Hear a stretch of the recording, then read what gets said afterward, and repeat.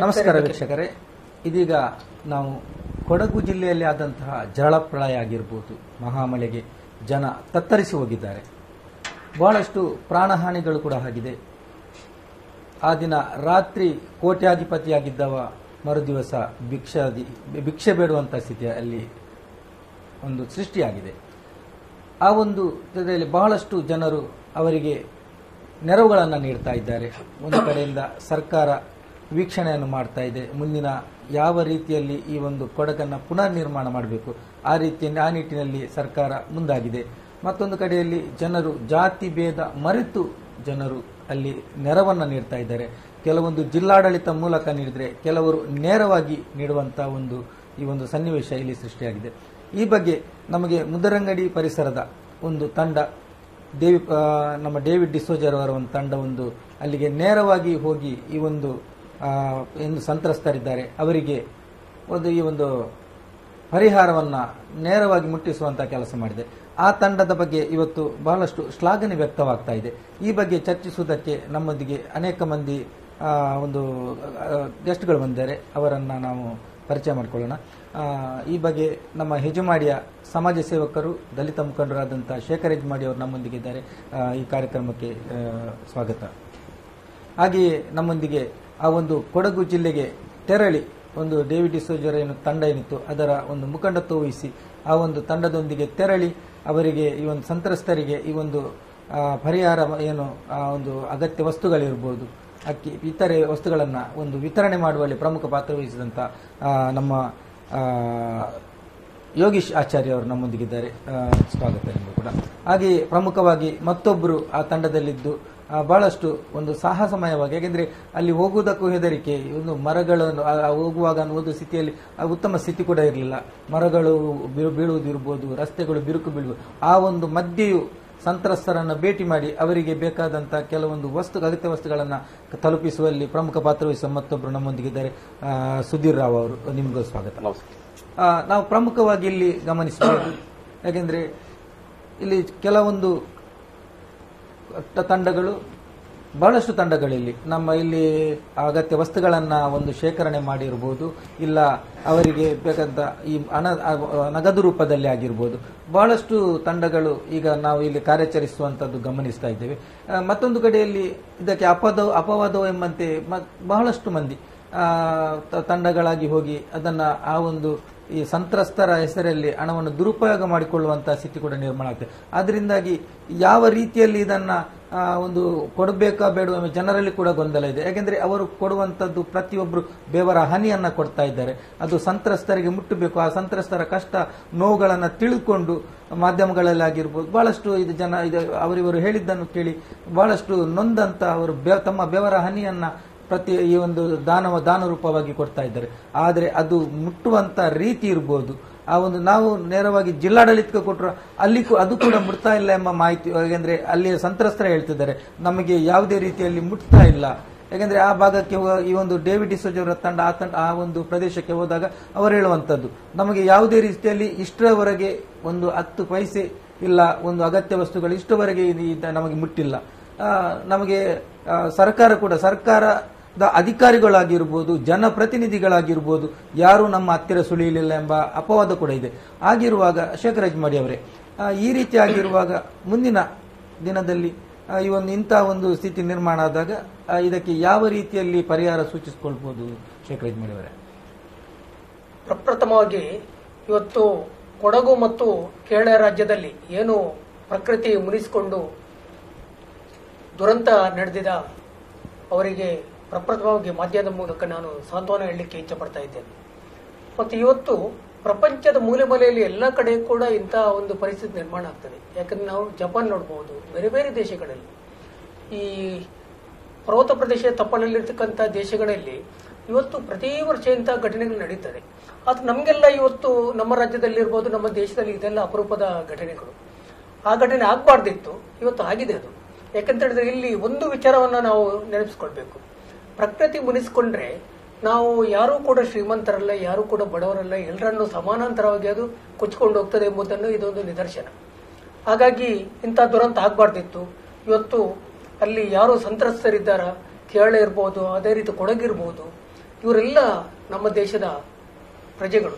ಹಾಗಾಗಿ ಅವರ ಬಗ್ಗೆ ನಾವು ಸಾಂತ್ವನವನ್ನು ಹೇಳಬೇಕು ಮತ್ತು ಅತಿ ತುರ್ತಾಗಿ ಇಲ್ಲಿ ಅವರಿಗೆ ಪರಿಹಾರ ಕಾರ್ಯವನ್ನು ನಿರ್ವಹಿಸಕ್ಕೆ ಸರ್ಕಾರ ಮುಂದಾಗಬೇಕು. ಅದರೊಂದಿಗೆ ಸಮಸ್ತ ನಾಡಿನ ಜನತೆ ಕೈ ಜೋಡಿಸಬೇಕಂತೇಳಿ ನಾನು ಈ ಸಂದರ್ಭದಲ್ಲಿ ಹೇಳಿಕ್ಕೆ ಇಚ್ಛೆ ಪಡ್ತಾ ಇದ್ದೇನೆ. ಮತ್ತು ಈ ವ್ಯವಸ್ಥೆ ಪ್ರಾಮಾಣಿಕವಾಗಿ ನಡಿಬೇಕು. ಯಾಕೆಂತ ಹೇಳಿದ್ರೆ ಇವತ್ತು ಈ ದೇಶದ ಒಟ್ಟು ಸಂಪತ್ತನ್ನು ಅನುಭವಿಸತಕ್ಕಂಥ ಜನ ಇದ್ದಾರೆ. ಅವರು ಮುಂಚೂಣಿಯಲ್ಲಿ ನಿಂತು ಇವರಿಗೆ ಪರಿಹಾರ ನಿಟ್ಟಿನಲ್ಲಿ ಮುಂಚೂಣಿಯಲ್ಲಿ ನಿಂತು ಕೆಲಸ ಮಾಡಬೇಕು ಮತ್ತು ಒಂದಷ್ಟು ತನ್ನ ಸಂಪತ್ತನ್ನು ದಾರಿ ಎಳಿಲಿಕ್ಕೆ ನೋಡಬೇಕು. ಯಾಕಂದ್ರೆ ಇವತ್ತು ನಾವು ಧಾರ್ಮಿಕ ಕಾರ್ಯಕ್ರಮಗಳಿಗೆ ಬೇಕಾದಷ್ಟು ಲಕ್ಷಾಂತರ ರೂಪಾಯಿಯನ್ನು ಖರ್ಚು ಮಾಡ್ತೇವೆ. ಆದ್ರೂ ಕೂಡ ಇವತ್ತು ಮಾನವೀಯ ನೆಲೆಯಲ್ಲಿ ಅಲ್ಲಿ ಯಾರು ತಮ್ಮ ಅಮೂಲ್ಯ ಬದುಕನ್ನು ಕಳ್ಕೊಂಡಿದ್ದಾರ ಮತ್ತು ಯಾರು ಜೀವಹಾನಿಯನ್ನು ಪಡೆದಿದ್ದಾರ, ಯಾರು ಇದರಿಂದ ಸಂತ್ರಸ್ತರಾಗಿದ್ದಾರ, ಅಲ್ಲಿ ನೇರವಾಗಿ ಹೋಗ್ಬೇಕು. ಇವತ್ತು ನಮ್ಮ ಮಿತ್ರರಾದ ಯೋಗೀಶ್ ಮತ್ತು ಸುಧೀರ್ ಅವರು ಇವರು ಅಲ್ಲಿ ನೇರ ಹೋಗಿದ್ದಾರೆ. ಅವರಲ್ಲಿ ಆ ಜಂಜಾಟದ ಮಧ್ಯೆ ಕೂಡ ಅಲ್ಲಿ ತಮ್ಮ ಸೇವೆಯನ್ನು ಸಲ್ಲಿಸಲಿಕ್ಕೆ ಮುಂದಾಗಿ ಸೇವೆ ಸಲ್ಲಿಸಿ ಬಂದಿದ್ದಾರೆ. ಅವರನ್ನ ನಾನು ನಮ್ಮ ಸಮಸ್ತ ನಾಡಿನ ಜನರ ಪರವಾಗಿ ಅಭಿನಂದಿಸಲಿಕ್ಕೆ ಇಷ್ಟಪಡ್ತಾ ಇದ್ದೇನೆ. ಮತ್ತು ಇದೇ ತರ ಇವತ್ತು ಲಕ್ಷಾಂತರ ರೂಪಾಯಿ ಬೇರೆ ಬೇರೆ ಕಡೆ ಎಲ್ಲರೂ ಕೂಡ ತುದಿಕಲ್ಲಲ್ಲಿ ನಿಂತಿದ್ದಾರೆ. ಒಬ್ಬ ಸಾಮಾನ್ಯ ಕೂಲಿಗಾರ ಕೂಡ ಇವತ್ತು ನಾನೊಂದು ಕನಿಷ್ಠ ಒಂದು 50 ರೂಪಾಯಿ 100 ರೂಪಾಯಿ ಕೊಡ್ಬೇಕೆಂಬ ಭಾವನೆ ಇದೆ. ಆದ್ರೆ ಅದು ನೇರವಾಗಿ ಅಲ್ಲಿ ಹೋಗಿ ಮುಟ್ಬೇಕು ಮತ್ತು ಸಂತ್ರಸ್ತರಿಗೆ ಅದರ ಫಲ ಸಿಗಬೇಕು. ಹಾಗಾಗಿ ವ್ಯವಸ್ಥೆ ಏನಾಗಿದೆ ಇವತ್ತು ಏನಂತ ಹೇಳಿದ್ರೆ, ಇವತ್ತು ಸರ್ಕಾರದ ಮಟ್ಟದಲ್ಲಿ ವ್ಯವಸ್ಥೆಗಳು ಸರಿಯಾಗಿ ಫಲಿಸ್ತಾ ಇಲ್ಲ. ಅದನ್ನ ಸರ್ಕಾರ ಜಾಗೃತಿ ವಹಿಸಬೇಕು. ಯಾಕಂದ್ರೆ ಇಲ್ಲಿ ಈಗ ಎಲ್ಲ ಕಡೆಯಲ್ಲಿ ಕೂಡ ನಾವು ನೋಡಿದ್ರೆ ಬೀದಿ ಬೀದಿ ಡಬ್ಬಿ ಇಟ್ಕೊಂಡು ಧನ ಸಂಗ್ರಹ ಮಾಡ್ತಕ್ಕಂಥ ಕೆಲಸವನ್ನು ಎಲ್ಲ ಕಡೆಯಲ್ಲಿ ಸಂಘ ಸಂಸ್ಥೆ ಮಾಡ್ತಾರೆ, ವೈಯಕ್ತಿಕವಾಗಿ ಗುಂಪು ಮಾಡಿಕೊಂಡು ಮಾಡ್ತಾರೆ, ಎಲ್ಲ ಕಡೆಯಲ್ಲಿ ಮಾಡ್ತಾ ಇದ್ದಾರೆ. ಅದು ಒಳ್ಳೆಯ ವಿಚಾರ. ಆದ್ರೆ ಈ ಧನ ಸಂಗ್ರಹ ಮಾಡಿದಂತ ಧನ ಆ ಸಂತ್ರಸ್ತರಿಗೆ ಹೋಗಿ ಮುಟ್ತದೇ ಇಲ್ಲೋ ಎಂಬುದರ ಒಂದು ಜ್ವಲಂತ ಸಮಸ್ಯೆ. ಇದರ ಬಗ್ಗೆ ನಿಗಾವಹಿಸಲಿಕ್ಕಾಗಿ ಇವತ್ತು ಸರ್ಕಾರದ ಅಧಿಕಾರಿಗಳಿರ್ಬೋದು, ಅವರನ್ನು ನಿಗಾವಹಿಸಬೇಕು. ಮತ್ತು ಸರ್ಕಾರ ಮಟ್ಟದಲ್ಲಿ ಇವತ್ತು ನಮಗೆ ಗ್ರಾಮ ಮಟ್ಟದಲ್ಲಿ ಗ್ರಾಮ ಪಂಚಾಯತ್ ಗ್ರಾಮಾಡಳಿತ ಸರ್ಕಾರ ಇದೆ, ಇವರು ಅದರ ಬಗ್ಗೆ ನಿಗಾವಹಿಸಬೇಕು. ಯಾರೇ ಒಬ್ರಿಗೂ ಅಲ್ಲಿ ವಂತಿಗೆ ಸಂಗ್ರಹ ಮಾಡಿದ್ರು ಕೂಡ ಅಲ್ಲಿ ಪಂಚಾಯತ್ ಗಮನಕ್ಕೆ ತರಬೇಕು. ಮತ್ತು ಸ್ಥಳೀಯವಾಗಿ ಸರ್ಕಾರದ ಅಧಿಕಾರಿಗಳು ಇರ್ತಾರೆ, ಅವರು ಇದನ್ನು ಸ್ವಲ್ಪ ಫಾಲೋಅಪ್ ಮಾಡಬೇಕು. ಯಾಕಂತ ಹೇಳಿದ್ರೆ ಆ ನಿಧಿ ಸಂಗ್ರಹ ಆದದ್ದು ಸಾಮಾನ್ಯ ಮನುಷ್ಯರು ಕೂಡ ಇವತ್ತು 50-100 ರೂಪಾಯಿ ಕೊಡ್ಲಿಕ್ಕೆ ತಯಾರಿದ್ದಾರೆ. ಹಾಗಾಗಿ ಅಂತ ನಿಧಿ ಅಲ್ಲಿಗೆ ಮುಟ್ಟುವಂತ ಕೆಲಸ ಆಗ್ಬೇಕು. ಆ ನಿಟ್ಟಿನಲ್ಲಿ ಸರ್ಕಾರ ಕೆಲಸ ಆಗಬೇಕು ಅಂತ ನನ್ನ ಒಂದು ಅನಿಸಿಕೆ. ಮತ್ತು ಜಿಲ್ಲಾಡಳಿತ ಕೂಡ ಇವತ್ತು ನಿಧಿ ಸಂಗ್ರಹ ಆಗುವುದು ಮಾತ್ರ ಅಲ್ಲ, ಅದು ಅಲ್ಲಿ ತುರ್ತಾಗಿ ಮುಟ್ಬೇಕು ಮತ್ತು ಅವರಿಗೆ ಪರಿಹಾರ ಆಗಬೇಕು ಮತ್ತು ಮುಂದಿನ ದಿನದಲ್ಲಿ ಅವರಿಗೆ ಪುನರ್ವಸತಿ ಮಾಡತಕ್ಕಂಥ ಕೆಲಸ ಸರ್ಕಾರದ ಮಟ್ಟದಲ್ಲಿ ಆಗಬೇಕು. ಇದು ಶೇಖರಾಜ್ ಮಾಡಿಯವರೇ, ಯಾಕೆಂದ್ರೆ ಇಲ್ಲಿ ಜನಗಳು ವಂತಿಗೆ ಆಗಿರ್ಬೋದು ದೇಣಿಗೆಯನ್ನ ಒಂದು ಸಂಗ್ರಹ ಮಾಡಿದ್ದಾರೆ. ಸಂಗ್ರಹ ಮಾಡಿದ ದೇಣಿಗೆಯನ್ನ ಯಾಕೆಂದ್ರೆ ಜನಗಳು ಮಾಡಿದ ಸೇವೆಯನ್ನ ಯಾಕೆಂದ್ರೆ ತಹಸೀಲ್ದಾರ್ ಬಳಿಯಾಗ್ಲಿ ಇಲ್ಲ ಜಿಲ್ಲಾಧಿಕಾರಿಗಳ ಮುಖಾಂತರ ಇಲ್ಲ ಅದನ್ನು ಅರ್ಪಿಸುವಂತ ಅವರಿಗೆ ಮುಟ್ಟಿಸುವಂತ ಕೆಲಸ ಮಾಡಿದ್ದಾರೆ. ಅವರು ಅದನ್ನು ನೇರವಾಗಿ ಕೊಡಗು ಆ ಭಾಗಕ್ಕೆ ಗೋಡನ್ನಲ್ಲಿ ಆ ಒಂದು ಸಾಮಗ್ರಿಗಳಾಗಿರ್ಬೋದು ಆ ಹಣದ ಏನಾದರೂ ಅದನ್ನು ಅಲ್ಲಿ ಒಂದು ಒಟ್ಟು ಸೇರಿಸುವಂತ ಕೆಲಸ ಮಾಡಿದ್ದಾರೆ. ಆದರೆ ಅಲ್ಲಿ ಗೋಡನ್ನಲ್ಲಿರುವಂತಹ ಅಗತ್ಯ ವಸ್ತುಗಳು ಜನರಿಗೆ ಅಲ್ಲಿ ಹಂಚುವಂತ ಕೆಲಸ ಆಗ್ತಾ ಇಲ್ಲ. ಯಾಕೆಂದ್ರೆ ಇಲ್ಲಿ ಜನಗಳ ಹೋದ ಬೆವರ ಹನಿಯ ಒಂದೊಂದು ವಸ್ತುಗಳಿರ್ಬೋದು ಅದು ಅಲ್ಲಿ ಗೋಡನ್ನಲ್ಲಿ ಕೊಳೆಯುತ್ತಿದೆ ವಿನ ಅದನ್ನು ಯಾಕೆಂದ್ರೆ ಅದನ್ನು ಹಂಚುವಂತ ಕೆಲಸ ಆಗದಿರುವುದು. ಯಾಕೆಂದ್ರೆ ಅಲ್ಲಿಯ ಜನರೇ ಹೇಳುವಂತದ್ದು ದಯಮಾಡಿ ಆ ರೀತಿಯಾಗಿ ಕೊಡಬೇಡಿ, ಯಾಕೆಂದ್ರೆ ನಮ್ಮ ಕೈ ಸೇರ್ತಾ ಇಲ್ಲ, ಅಗತ್ಯ ಆ ಜನರಿಗೆ ಕೈ ಸೇರ್ತಾ ಇಲ್ಲ, ದಯಮಾಡಿ ನಮ್ಮ ಖಾತೆ ನಂಬರ್ ತಗೊಳ್ಳಿ. ಅದಕ್ಕೆ ನಾನು ಒಬ್ಬನಿಗಾಗಿ ಕೇಳ್ತಾ ಇಲ್ಲ, ಎಲ್ಲ ನಮ್ಮ ಈ ಜನರ ಕೊಡಗು ಯಾರು ಈ ಒಂದು ಮಹಾ ಮಳೆಯಿಂದ ತತ್ತರಿಸಿ ಹೋಗಿದ್ದಾರೆ, ಸಂತ್ರಸ್ತರಾಗಿದ್ದಾರೆ, ಅವರ ಒಂದು ಪ್ರತಿಯೊಬ್ಬನ ಖಾತೆ ತಗೊಂಡು ನಿಮಗೆ ಸಾಧ್ಯವಾದಷ್ಟು ಇಲ್ಲ 1 ರೂಪಾಯಿ ಆಗಿರ್ಬೋದು, ಇಲ್ಲದ್ರೆ 100 ರೂಪಾಯಿ ಆಗಿರ್ಬೋದು, 1,000 ನಿಮ್ಮ ಒಂದು ಏನು ಶಕ್ತಿ ಎಷ್ಟಿದೆ ಅಷ್ಟನ್ನ ನಮ್ಮ ಬದುಕು ಕಟ್ಟಿಕೊಳ್ಳುವುದಕ್ಕಾಗಿ ನೀವು ನೀಡಬೇಕಂತ ಹೇಳ್ತಾ ಇದ್ದಾರೆ.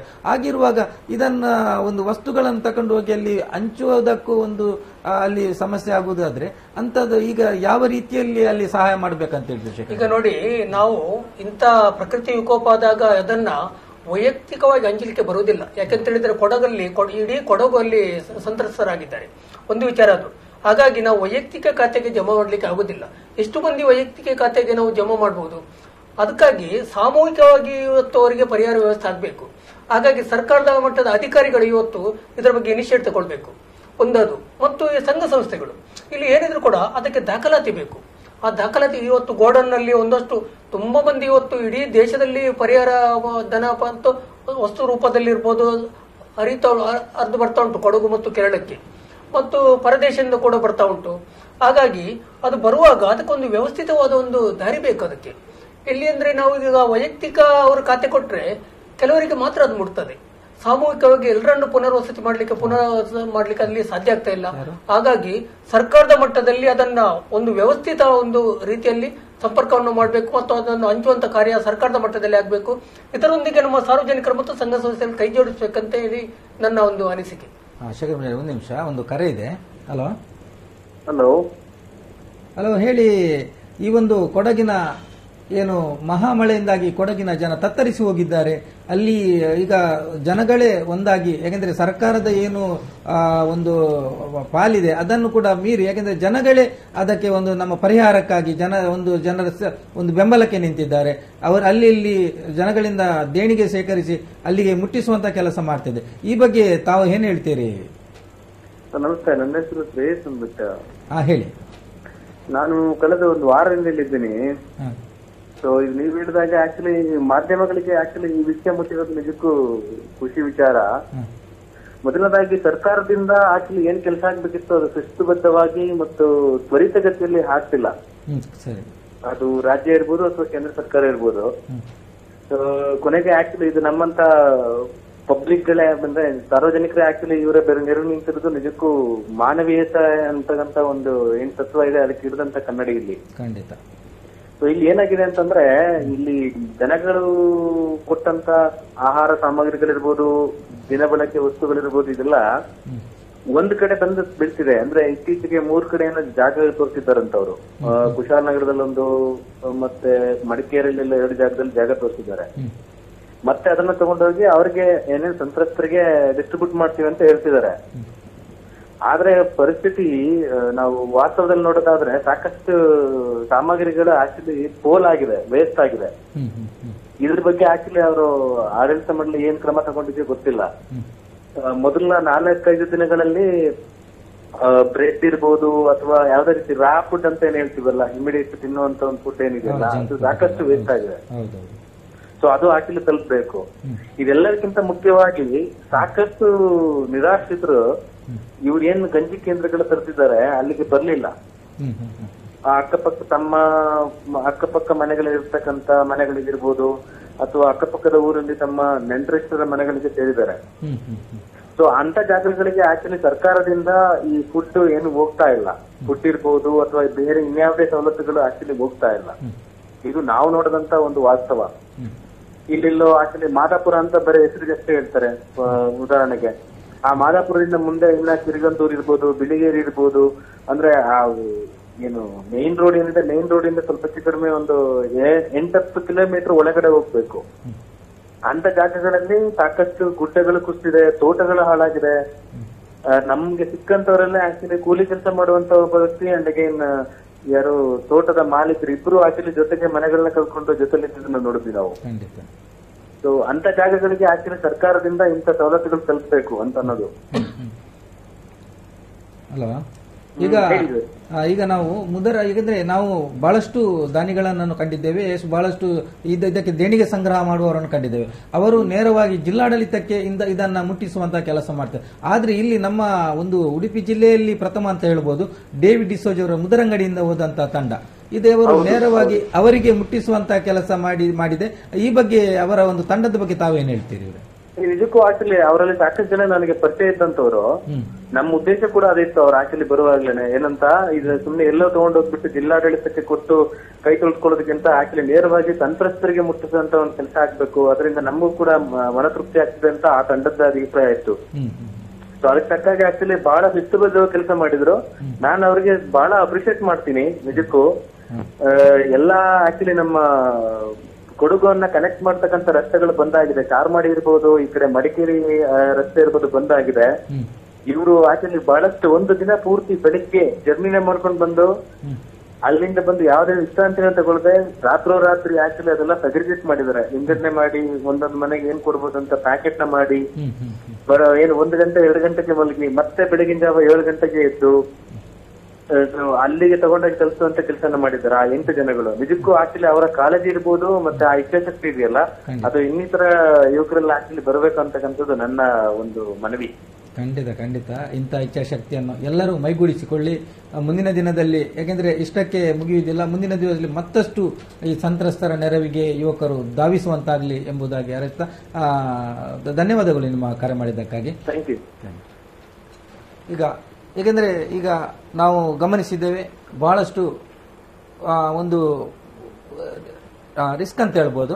ಈ ರಿಸ್ಕಿನ ಒಂದು ಮಧ್ಯೆಯೂ ಕೂಡ ತಾವು ಅಲ್ಲಿಗೆ ಧಾವಿಸಿ ಆ ಒಂದು ಜನರನ್ನ ಭೇಟಿ ಮಾಡಿ ಇಲ್ಲಿಯ ಸಮಸ್ಯೆಯನ್ನ ನೀವು ಇಲ್ಲಿ ಏನು ನೀವು ಇಲ್ಲಿಂದ ಒಂದು ಪಡ್ಕೊಂಡು ತಗೊಂಡೋಗಿದ್ದೀರಿ ಅದನ್ನ ಮುಟ್ಟಿಸುವಂತ ಕೆಲಸ ಮಾಡಿದ್ರೆ ಅದಕ್ಕೆ ಇದನ್ನ ಬಗ್ಗೆ ಚರ್ಚಿಸೋಣ ಈ ಒಂದು ಸಣ್ಣ ವಾಣಿಜ್ಯ ವಿರಾಮದ ಬಳಿಕ.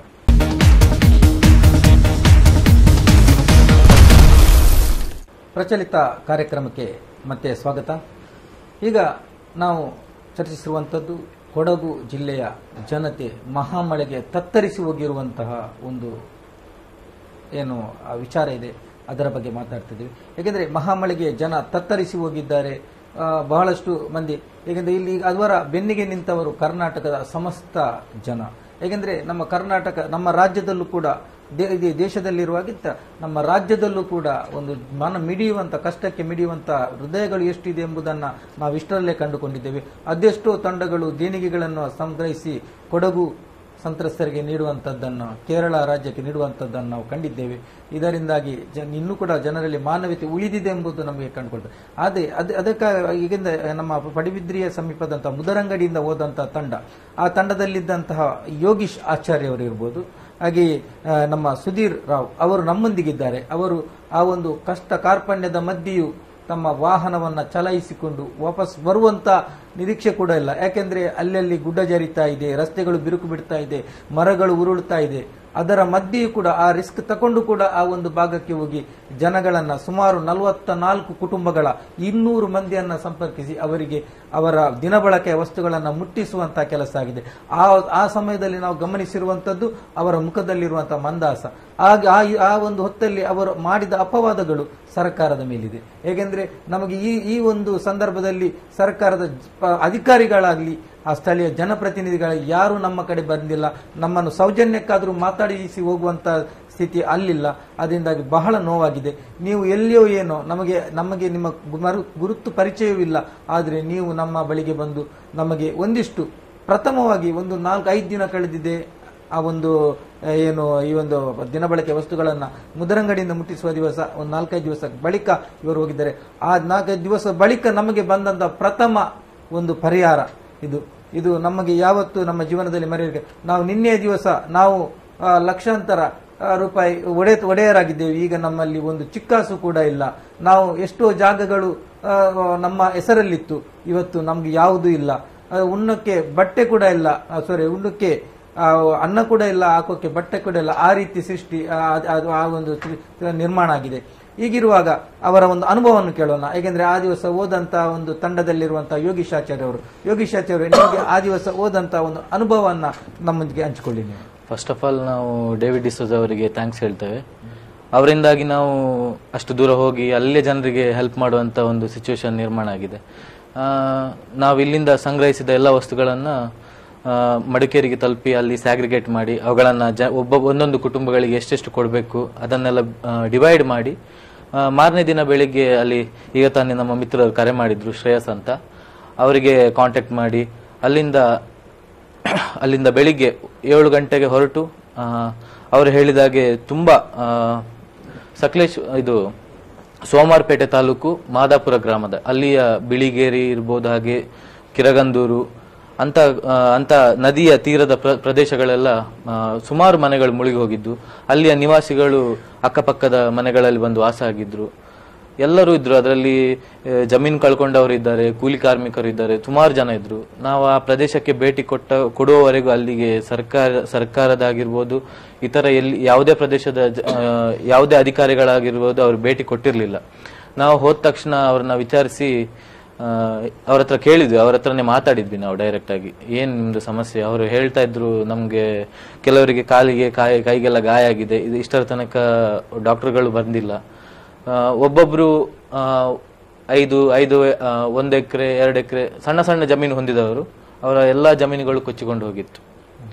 ಅವರೆಲ್ಲ ಅಕ್ಕಪಕ್ಕದ ನೆಂಟರಿಷ್ಟರ ಮನೆಗಳಲ್ಲಿ ವಾಸ ಆಗಿದ್ರು. ಅವರನ್ನ ಭೇಟಿ ಮಾಡಿ ಅವರಿಗೆ ನಾವು ತಲುಪಿಸಿದ್ವಿ.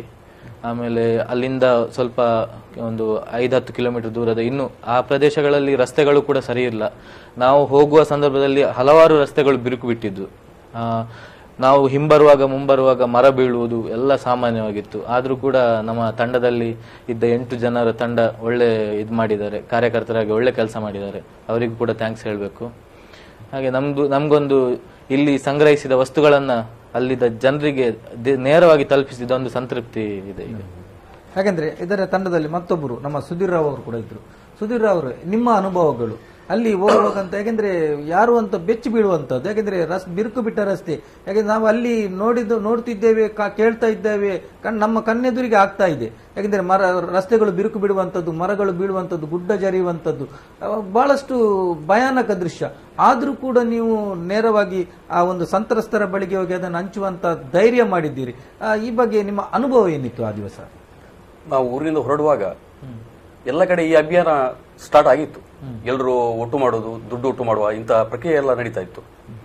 ನಾವು ಜಾಸ್ತಿ ದಿನ ತಗೊಂಡಿಲ್ಲ. ನಾವು ಸಿಕ್ಕಿದಂತ ಶಾರ್ಟ್ ಪೀರಿಯಡ್ ಅಲ್ಲಿ ಆದಷ್ಟು ಸಾಮಗ್ರಿಗಳನ್ನು ಒಟ್ಟು ಮಾಡಿದ್ವಿ. ಹೋಗುದು ಯಾವಾಗ ಅಂತ ಒಂದು ಸಮಸ್ಯೆ ಆಯಿತು, ನಾಳೆ ನಾಡ್ದು ಅನ್ನೋದು.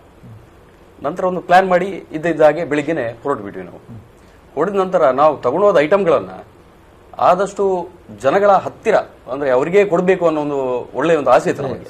ಯಾಕಂದ್ರೆ ಜಿಲ್ಲಾಡಳಿತದಲ್ಲಿ ಎಲ್ಲರೂ ಕೊಡ್ತಾರೆ, ಇಲ್ಲಿ ನಮ್ದು ಮಂಗಳೂರಾಗ್ಲಿ ಉಡುಪಿ ಆಗ್ಲಿ ಡಿಸಿ ಆಫೀಸಿಗೆ ಕೊಟ್ಟರೆ ಅಲ್ಲಿಂದ ನೇರವಾಗಿ ಅಲ್ಲಿ ಹೋಗಿ ಮುಟ್ಟುವಂತ ಕೆಲಸ ನಡೀತಾ ಇದೆ ಇವಾಗ. ನಮ್ಗೆ ಹಾಗಿರ್ಲಿಲ್ಲ, ಅಲ್ಲಿನ ಪರಿಸ್ಥಿತಿ ಏನು ಅಂತ ನಾವು ನೋಡ್ಬೇಕು.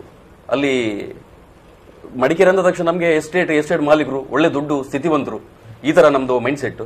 ನೋಡೋಣ ಅವರ ಪರಿಸ್ಥಿತಿ ಹೇಗಿದೆ, ಯಾವ ಸ್ಥಿತಿಯಲ್ಲಿದ್ದಾರೆ, ಅದನ್ನ ನಾವು ಅಲ್ಲಿ ಪ್ರತ್ಯಕ್ಷವಾಗಿ ನೋಡ್ಬೇಕು ಅನ್ನೋ ತುಂಬಾ ಉದ್ದೇಶದಿಂದ ನಾವು ಆನ್ ದಿ ವೇ ಹೋಗ್ತಾ ಇರುವಾಗ ಈ ವಿಚಾರವಾಗಿ ನಾವು ಮಾತಾಡ್ತಾ ಇದ್ವಿ. ಎಲ್ಲ ಏನ್ ಮಾಡುದು, ಎಲ್ಲರೂ ಸಪೋರ್ಟ್ ಸಿಕ್ಕಿತ್ತು ಎಲ್ರದು. ಏನೇ ಆಗ್ಲಿ, 1-2 ದಿವಸ ಲೇಟ್ ಆದ್ರೂ ಪರವಾಗಿಲ್ಲ, ನಾವು ಪ್ರತಿಯೊಂದು ಏರಿಯಾದ ಒಳಗಡೆ ಹೋಗಿ ಯಾರ್ಯಾರು ಎಂತ ಸಮಸ್ಯೆ ಇದ್ದಾರೆ ನೋಡಿ, ಅವರು ತಕ್ಕ ಫಲಾನುಭವಿಗಳಾಗಿದ್ರೆ ಅವರಿಗೆ ಅದನ್ನು ಮುಟ್ಟಿಸಬೇಕು ಅಂತ ಹೇಳಿ ಒಂದು ಅಭಿಪ್ರಾಯ ಪಟ್ವಿ ನಾವು. ಅದರಂತೆ ನಾವು ಹೋಗುವ ನಮ್ಮ ಸ್ನೇಹಿತರು ಶ್ರೇಯಸ್ ಅಂತ ಹೇಳಿ ಅವರು ತುಂಬಾ ಸಪೋರ್ಟ್ ಕೊಟ್ಟರು ನಮಗೆ.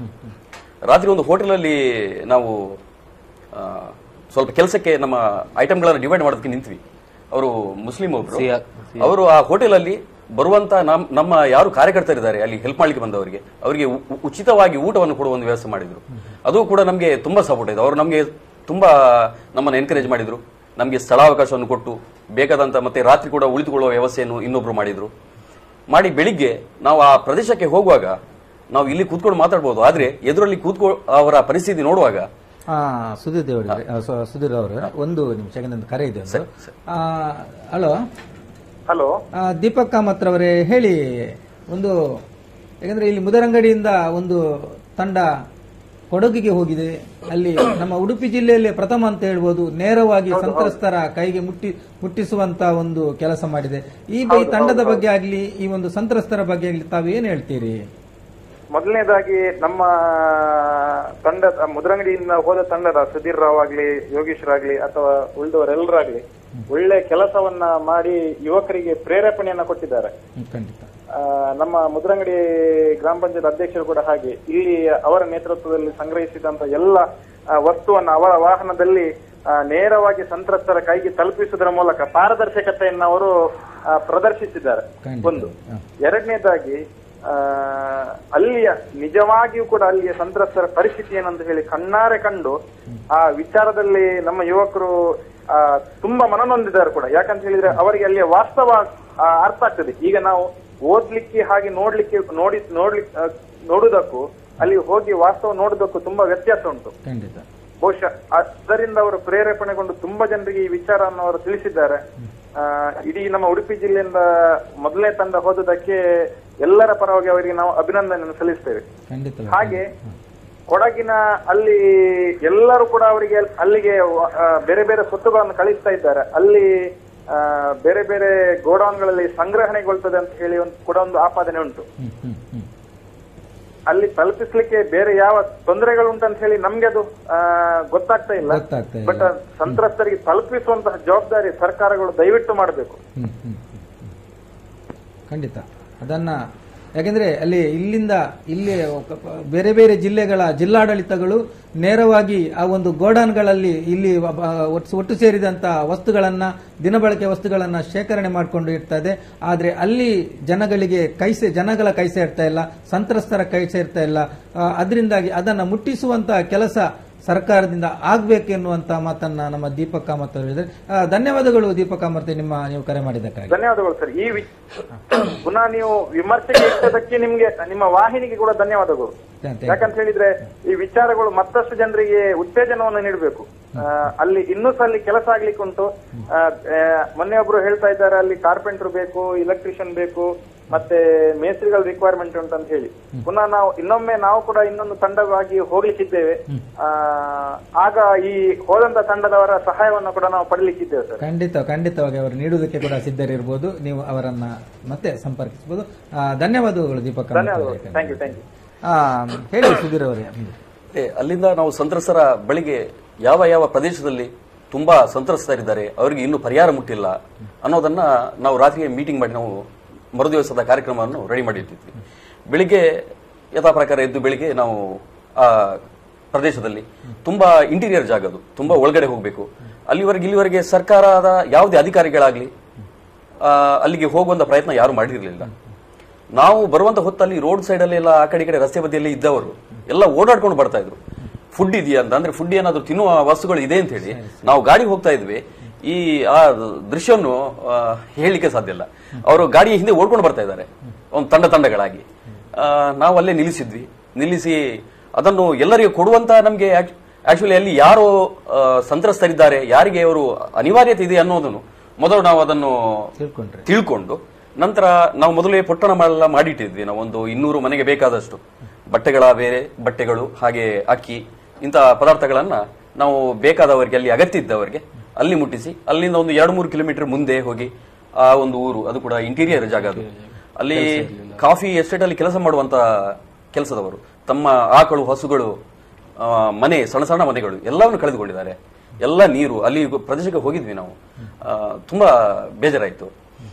ಮತ್ತೆ ಏನು ಸಂತೃಪ್ತಿ ಅಂತ ಹೇಳಿದ್ರೆ ಅವರಿಗೆ ಕೊಡುವಾಗ ಅವರ ಕಣ್ಣಲ್ಲಿ ಒಂದು ಎಕ್ಸ್ಪ್ರೆಷನ್, ಅದನ್ನು ನೋಡಿ ನಮಗೂ ತೃಪ್ತಿ ಆಯ್ತು. ನಾವು ಅಲ್ಲಿವರೆಗೆ ಹೋದದಕ್ಕೂ ಸಾರ್ಥಕ ಆಯ್ತು ಅನ್ನೋ ಒಂದು ಮನೋಭಾವ ನಮಗೂ. ಯಾಕಂದ್ರೆ ವಾಪಸ್ ಬರುವಾಗ ಏನಾದ್ರೂ ರಸ್ತೆಯಲ್ಲಿ ಏನೋ ಸಮಸ್ಯೆ ಆಯ್ತಾ ನಿಮ್ಗೆ? ರಸ್ತೆಯಲ್ಲಿ ನಾವು ಹೋಗುವಾಗ್ಲೂ ಸಮಸ್ಯೆ ಇತ್ತು. ನಾವು ಹೋಗುವಾಗ ಈ ಮರಗಳು ಬೀಳುವುದು ಈ ಪ್ರಾಬ್ಲಮ್ ಇತ್ತು. ಮಳೆ ಜೋರಾದ ಕಾರಣ ಹೋಗುವಂತ ರಸ್ತೆಯ ಪಕ್ಕದಲ್ಲಿ ಕುಸಿಯುವಂತ ಸಂಭವ ಜಾಸ್ತಿ ಇತ್ತು. ಎಲ್ಲ ಸಿಂಕ್ ಆಗಿತ್ತು ರೋಡು. ಆದಷ್ಟು ನಾವು ನಿಧಾನವಾಗಿ ನಾವು ಹೋಗುವಂತ ಟಾರ್ಗೆಟ್ ಅನ್ನು ನಾವು ರೀಚ್ ಆಗಬೇಕು ಅನ್ನೋ ಪ್ರಶ್ನೆ ನಾವು ರಾತ್ರಿ ಹೋಗಿ ಮುಟ್ಟುವಾಗಲೇ 9-10 ಗಂಟೆ ಏನೋ ಆಗಿತ್ತು. ಅದು ಏನು ಅಡೆತಡೆ ಬರಲಿ ಅಂತೂ ಅಲ್ಲಿ ಮುಟ್ಟಬೇಕು, ನಮ್ಮ ಕೆಲಸ ಸಕ್ಸಸ್ ಆಗಬೇಕು ಅನ್ನೋ ಒಂದು ಇಚ್ಛೆ ಇತ್ತು. ಏನೋ ದೇವರ ದಯದಿಂದ ನಮ್ಮ ಕೆಲಸಗಳಲ್ಲಿ ಸಕ್ಸಸ್ ಕೂಡ ಆಗಿದ್ದೀವಿ. ಹಾಗೆ ಸರಿ. ಯಾಕಂದ್ರೆ ಶೇಖರ್ ಯಜಮಾಡಿ ಅವರೇ, ಈ ಕೊಡಗು ಎನ್ನುವುದು ರಸಿಕರ ಒಂದು ಸ್ವರ್ಗ ಅಂತ ಹೇಳ್ಬೋದು. ಕೊಡಗು ರಸಿಕರ ಸ್ವರ್ಗ. ಅದು ಈಗ ಛಿದ್ರವಾಗಿದೆ. ಅದು ಈ ಒಂದು ಮಹಾಮಳೆಗೆ ಏನು ಗುರುತು ಪರಿಚಯ ಇಲ್ಲದಂತ ರೀತಿಯಲ್ಲಿ ಆ ಒಂದು ಸ್ವರ್ಗ ಈಗ ಆ ಸ್ಥಿತಿ ಇದೆ. ಆ ಸ್ವರ್ಗ ಪುನರ್ ನಿರ್ಮಾಣ ಆಗಬೇಕಾಗಿದೆ. ಯಾಕಂದ್ರೆ ಇವತ್ತು ಬಂದಂತ ನಮ್ಮ ಕೇಂದ್ರ ಸಚಿವೊಬ್ಬರು ಅದನ್ನ ಮತ್ತೆ ನಾವು ಪುನರ್ ನಿರ್ಮಾಣ ಮಾಡ್ತೇವೆ ಎಂಬ ಭರವಸೆಯನ್ನು ಕೂಡ ನೀಡಿದ್ದಾರೆ. ಆ ಬಗ್ಗೆ ತಾವು ಈ ಬಗ್ಗೆ ಆ ಒಂದು ಸ್ವರ್ಗ ಪುನರ್ ನಿರ್ಮಾಣದ ಬಗ್ಗೆ ತಾವು ಏನು ಹೇಳ್ತೀರಿ ಶೇಖರ್? ನೋಡಿ, ಕೊಡಗು ಜಿಲ್ಲೆ ಅಂದ್ರೆ ಅದು ಭಾರಿ ಸೆನ್ಸಿಟಿವ್ ಏರಿಯಾ. ಅದು ನಾವು ಬಾಕಿ ಜಿಲ್ಲೆ ತರ ಸಮತಟ್ಟಾದ ಜಾಗ ಇಲ್ಲ. ಒಂದ್ ಕಡೆಯಿಂದ ಗುಡ್ಡ ಪ್ರದೇಶ, ಎಸ್ಟೇಟ್ಗಳು, ಇಂಥ ಒಂದು ಪರಿಸ್ಥಿತಿ. ಯಾಕಂತ ಹೇಳಿದ್ರೆ ಅಲ್ಲಿ ಬೇರೆ ಜಿಲ್ಲೆಯಿಂದ ಸಂಪರ್ಕ ಮಾಡಬೇಕಾದ್ರೆ ಒಂದೇ ಒಂದು ರಸ್ತೆಯಿಂದ ಅಲ್ಲಿ ಸಂಪರ್ಕ ರಸ್ತೆ ಇರುವುದು. ಅಲ್ಲಿ ಜಿಲ್ಲೆಯಲ್ಲಿ ಬೇರೆ ಬೇರೆ ರಸ್ತೆಗಳಿರ್ಬಹುದು. ನಮ್ಮ ಕಡೆ ತರ ಅಲ್ಲ. ಒಂದ್ ಕಡೆಯಿಂದ ಬಂದ್ರೆ ಇನ್ನೊಂದ್ ಕಡೆಯಿಂದ ತಪ್ಪಿಸ್ಕೊಂಡು ಹೋಗುವಂತ ಬೇರೆ ಬೇರೆ ಪರ್ಯಾಯ ವ್ಯವಸ್ಥೆಗಳಿಲ್ಲ ಅಲ್ಲಿ. ಅಂತ ಪರಿಸ್ಥಿತಿಯಲ್ಲಿ ಇರ್ತಕ್ಕಂಥ ಒಂದು ಕೊಡಗು ಜಿಲ್ಲೆ ಇವತ್ತು ಪ್ರಕೃತಿ ವಿಕೋಪ ಆಗಿದೆ. ಅದಕ್ಕೆ ಕೊಡಗು ಜಿಲ್ಲೆ ತುತ್ತಾಗಿದೆ. ಇಂಥ ಪರಿಸ್ಥಿತಿಯಲ್ಲಿ ನಮ್ಮ ಮಿತ್ರರ ಒಂದು ಅನಿಸಿಕೆಗಳನ್ನು ಕೇಳುವಾಗ ಅಲ್ಲಿ ಹೋಗಿ ಅವರು ಸ್ವತಃ ಹೋಗಿದ್ದಾರೆ, ಅಲ್ಲಿ ಪರಿಹಾರ ವಿತರಣೆಗೆ ಪ್ರಯತ್ನ ಪಟ್ಟಿದ್ದಾರೆ, ಇಷ್ಟೆಲ್ಲ ಕೆಲಸ ಕಾರ್ಯಗಳನ್ನು ಮಾಡಿದ್ದಾರೆ. ಅಲ್ಲಿ ಒಂದು ಶೋಚನೀಯ ವಿಚಾರ ಏನಂತ ಹೇಳಿದ್ರೆ, ಇವತ್ತು ಸರ್ಕಾರ ಯಾಕೆ ಸ್ಪಂದಿಸ್ತಾ ಇಲ್ಲ ಅಂತೇಳಿ. ಇವತ್ತು ಕೇಂದ್ರ ಇರ್ಬೋದು, ರಾಜ್ಯ ಇರ್ಬೋದು, ಇವರು ಬಂದು ನಮಗೆ ಆಶ್ವಾಸನೆ ಕೊಡೋದು ಮುಖ್ಯ ಅಲ್ಲ. ಇಂಥ ಪರಿಸ್ಥಿತಿಯಲ್ಲಿ ನಾವು ಮೊನ್ನೆಯಿಂದ ನಾವು ಜಡಿಮಳೆ ಬಂದಾಗ, ಈ ಪ್ರಕೃತಿ ವಿಕೋಪ ಆದಾಗ ಇಲ್ಲಿಂದಲೇ ನಮಗೆ ಕೊಡಗನ್ನು ಅನುಭವಿಸಲಿಕ್ಕೆ ಆಗಿದೆ. ಮರಗಳು ಬೀಳ್ತಾ ಉಂಟು, ರಸ್ತೆ ಸರಿಯಾಗಿಲ್ಲ, ಗುಡ್ಡ ಬೀಳ್ತಾ ಉಂಟು. ಅಂತ ಒಂದು ಜಟಿಲ ಸಮಸ್ಯೆಯಲ್ಲಿ ಸಂದರ್ಭದಲ್ಲಿ ಕೂಡ ನಮ್ಮ ಮಿತ್ರರಲ್ಲಿ ಹೋಗಿದ್ದಾರೆ ಅಂತ ಹೇಳಿದ್ರೆ ಉಂಟಲ್ಲ, ಇದು ಬಹಳ ಒಂದು ಅಪ್ರಿಷಿಯಬಲ್. ಯಾಕಂದ್ರೆ ಈ ಒಂದು ಬಗ್ಗೆ ನಾವು ಮತ್ತೆ ಚರ್ಚಿಸೋಣ. ಯಾಕಂದ್ರೆ ಆ ಮೊದಲು ಒಂದು ಸಣ್ಣ ವಾಣಿಜ್ಯ ವಿರಾಮ.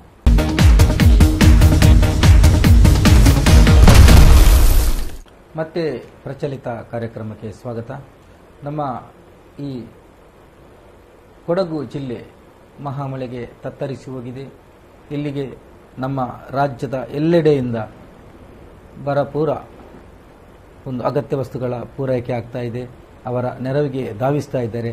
ಅದರಲ್ಲಿ ಪ್ರಮುಖವಾಗಿ ಯಾಕೆಂದರೆ ಹೆಚ್ಚಿನ ತಂಡಗಳು ಜಿಲ್ಲಾಡಳಿತದ ಮುಖಾಂತರ ಅವರಿಗೆ ತಲುಪಿಸುವ ಕೆಲಸ ಮಾಡಿದರೆ, ಇಲ್ಲಿ ನಮ್ಮ ಉಡುಪಿ ಜಿಲ್ಲೆಯಲ್ಲಿ ಪ್ರಪ್ರಥಮ ಎಂಬಂತೆ ಮುದರಂಗಡಿಯಿಂದ ಡೇವಿಡ್ ಡಿಸೋಜರ್ ಅವರ ತಂಡ ಅದನ್ನು ನೇರವಾಗಿ ಅವರ ಕೈ ಸೇರುವಂತಹ ಕೆಲಸವನ್ನು ಮಾಡಿದೆ. ಆ ಒಂದು ತಂಡದ ಮುಖಂಡ ಇರ್ಬೋದು, ಅದರ ಒಂದು ನೇತರನಾಗಿರುವಂಥ ಡೇವಿಡ್ ಡಿಸೋಜರ್ ಅವರು ನಮ್ಮೊಂದಿಗೆ ಸೇರಿಕೊಂಡಿದ್ದಾರೆ. ನಿಮಗೆ ಈ ಕಾರ್ಯಕ್ರಮಕ್ಕೆ ಸ್ವಾಗತ. ಯಾಕೆಂದರೆ ನಾವಾಗ ಮಾತಾಡ್ತಾ ಇದ್ದೇವೆ, ಏಕೆಂದರೆ ಈ ಒಂದು ರಸಿಕರ ಸ್ವರ್ಗ ಕೊಡಗು, ಇದನ್ನು ಪುನರ್ ನಿರ್ಮಾಣಕ್ಕೆ ಸರ್ಕಾರಗಳು ಚಿಂತನೆ ಮಂಥನಗಳ ಮಾಡ್ತಾ ಇದೆ. ಇದು ಎಷ್ಟು ಸಕ್ಸಸ್ ಆಗ್ಬೋದು, ಇದು ಇವತ್ತು ಬಂದಂತ ನಮ್ಮ ಕೇಂದ್ರ ಮಂತ್ರಿಯೊಬ್ಬರು ಅದನ್ನು ನಾವು ಪುನರ್ ನಿರ್ಮಾಣಕ್ಕೆ ಅದನ್ನು ಆ ರೀತಿಯಲ್ಲಿ ಬಿಡುವುದಿಲ್ಲ, ಪುನರ್ ನಿರ್ಮಿಸಿಯೇ ಸಿದ್ಧ ಎಂಬುದಾಗಿ ಭರವಸೆಯನ್ನು ಕೊಟ್ಟಿದ್ದಾರೆ. ಈ ಬಗ್ಗೆ ಅದೇ ನೀವು ಮಾತಾಡ್ತಾ ಇದ್ದೀರಿ, ಅದನ್ನ ಧರಿಸಿ. ಈಗ ನೋಡಿ, ಕೊಡಗು ಜಿಲ್ಲೆ ಅಂದ್ರೆ ಅಲ್ಲಿ ಶ್ರೀಮಂತರು ಮತ್ತು ಬಡವರೆಂಬ ಅಂತರ ಇತ್ತು. ನಾವು ಇದನ್ನು ನೋಡಿದ್ದೇವೆ ಹಿಂದೆನೆ ಕೂಡ. ಯಾಕಂತ ಹೇಳಿದ್ರೆ ಅಲ್ಲಿ ಶ್ರೀಮಂತರು ಸಾಧಾರಣ ಎಸ್ಟೇಟ್ ಓನರ್ಸ್ ಆಗಿರ್ತಾರೆ, ಮತ್ತು ಬಡವರೆಂದ್ರೆ ಅವರು ದಿನನಿತ್ಯ ಕೂಲಿ ಮಾಡುವವರಲ್ಲಿ, ಕನಿಷ್ಠ ಕೂಲಿ ಪಡೆಯುವವರು, 300 ರಿಂದ 350 ರೂಪಾಯಿ ಕೂಲಿ ಪಡೆಯುವವರು, ಅವರ ಜೀವನನೇ ಅದೇ.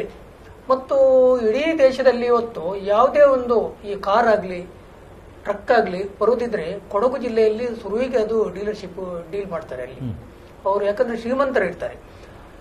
ಒಂದು ವಿಚಾರವನ್ನ ನಾವು ಇವತ್ತು ತಿಳ್ಕೊಳ್ಬೇಕು, ಪ್ರಕೃತಿಯ ಎದುರಲ್ಲಿ ಪ್ರಕೃತಿ ಮುನಿಸ್ಕೊಂಡ್ರೆ ಶ್ರೀಮಂತ ಮತ್ತು ಬಡ ಎಂಬ ಪರಿಭೇದ ಹೋಗ್ತದೆ. ಎಲ್ಲರೂ ಕೂಡ ಇವತ್ತು ಗಂಜಿ ಕೇಂದ್ರಕ್ಕೆ ಬಂದು ಸೇರ್ಕೊಂಡಿದ್ದಾರೆ. ಮತ್ತು ಮಾನವೀಯ ಮೌಲ್ಯಗಳು ಮತ್ತು ಮಾನವೀಯತೆ ಇವತ್ತು ಕೂಡ ಸತ್ತಿಲ್ಲ ಎಂಬುದು ರುಜುವಾತಾಗಿದೆ. ಯಾಕಂತ ಹೇಳಿದ್ರೆ ಇವತ್ತು ಕೊಡಗಿಗೆ ರಾಜ್ಯದಲ್ಲಿ, ದೇಶದಲ್ಲಿ ಮತ್ತು ಪ್ರಪಂಚದ ಮೂಲೆ ಮೂಲೆಗಳಿಂದ ಇವತ್ತು ಪರಿಹಾರ ಬರ್ತಾ ಉಂಟು. ಅಲ್ಲಿ ಧರ್ಮ ಇಲ್ಲ, ಧರ್ಮ ರಾಜಕಾರಣ ಇಲ್ಲ.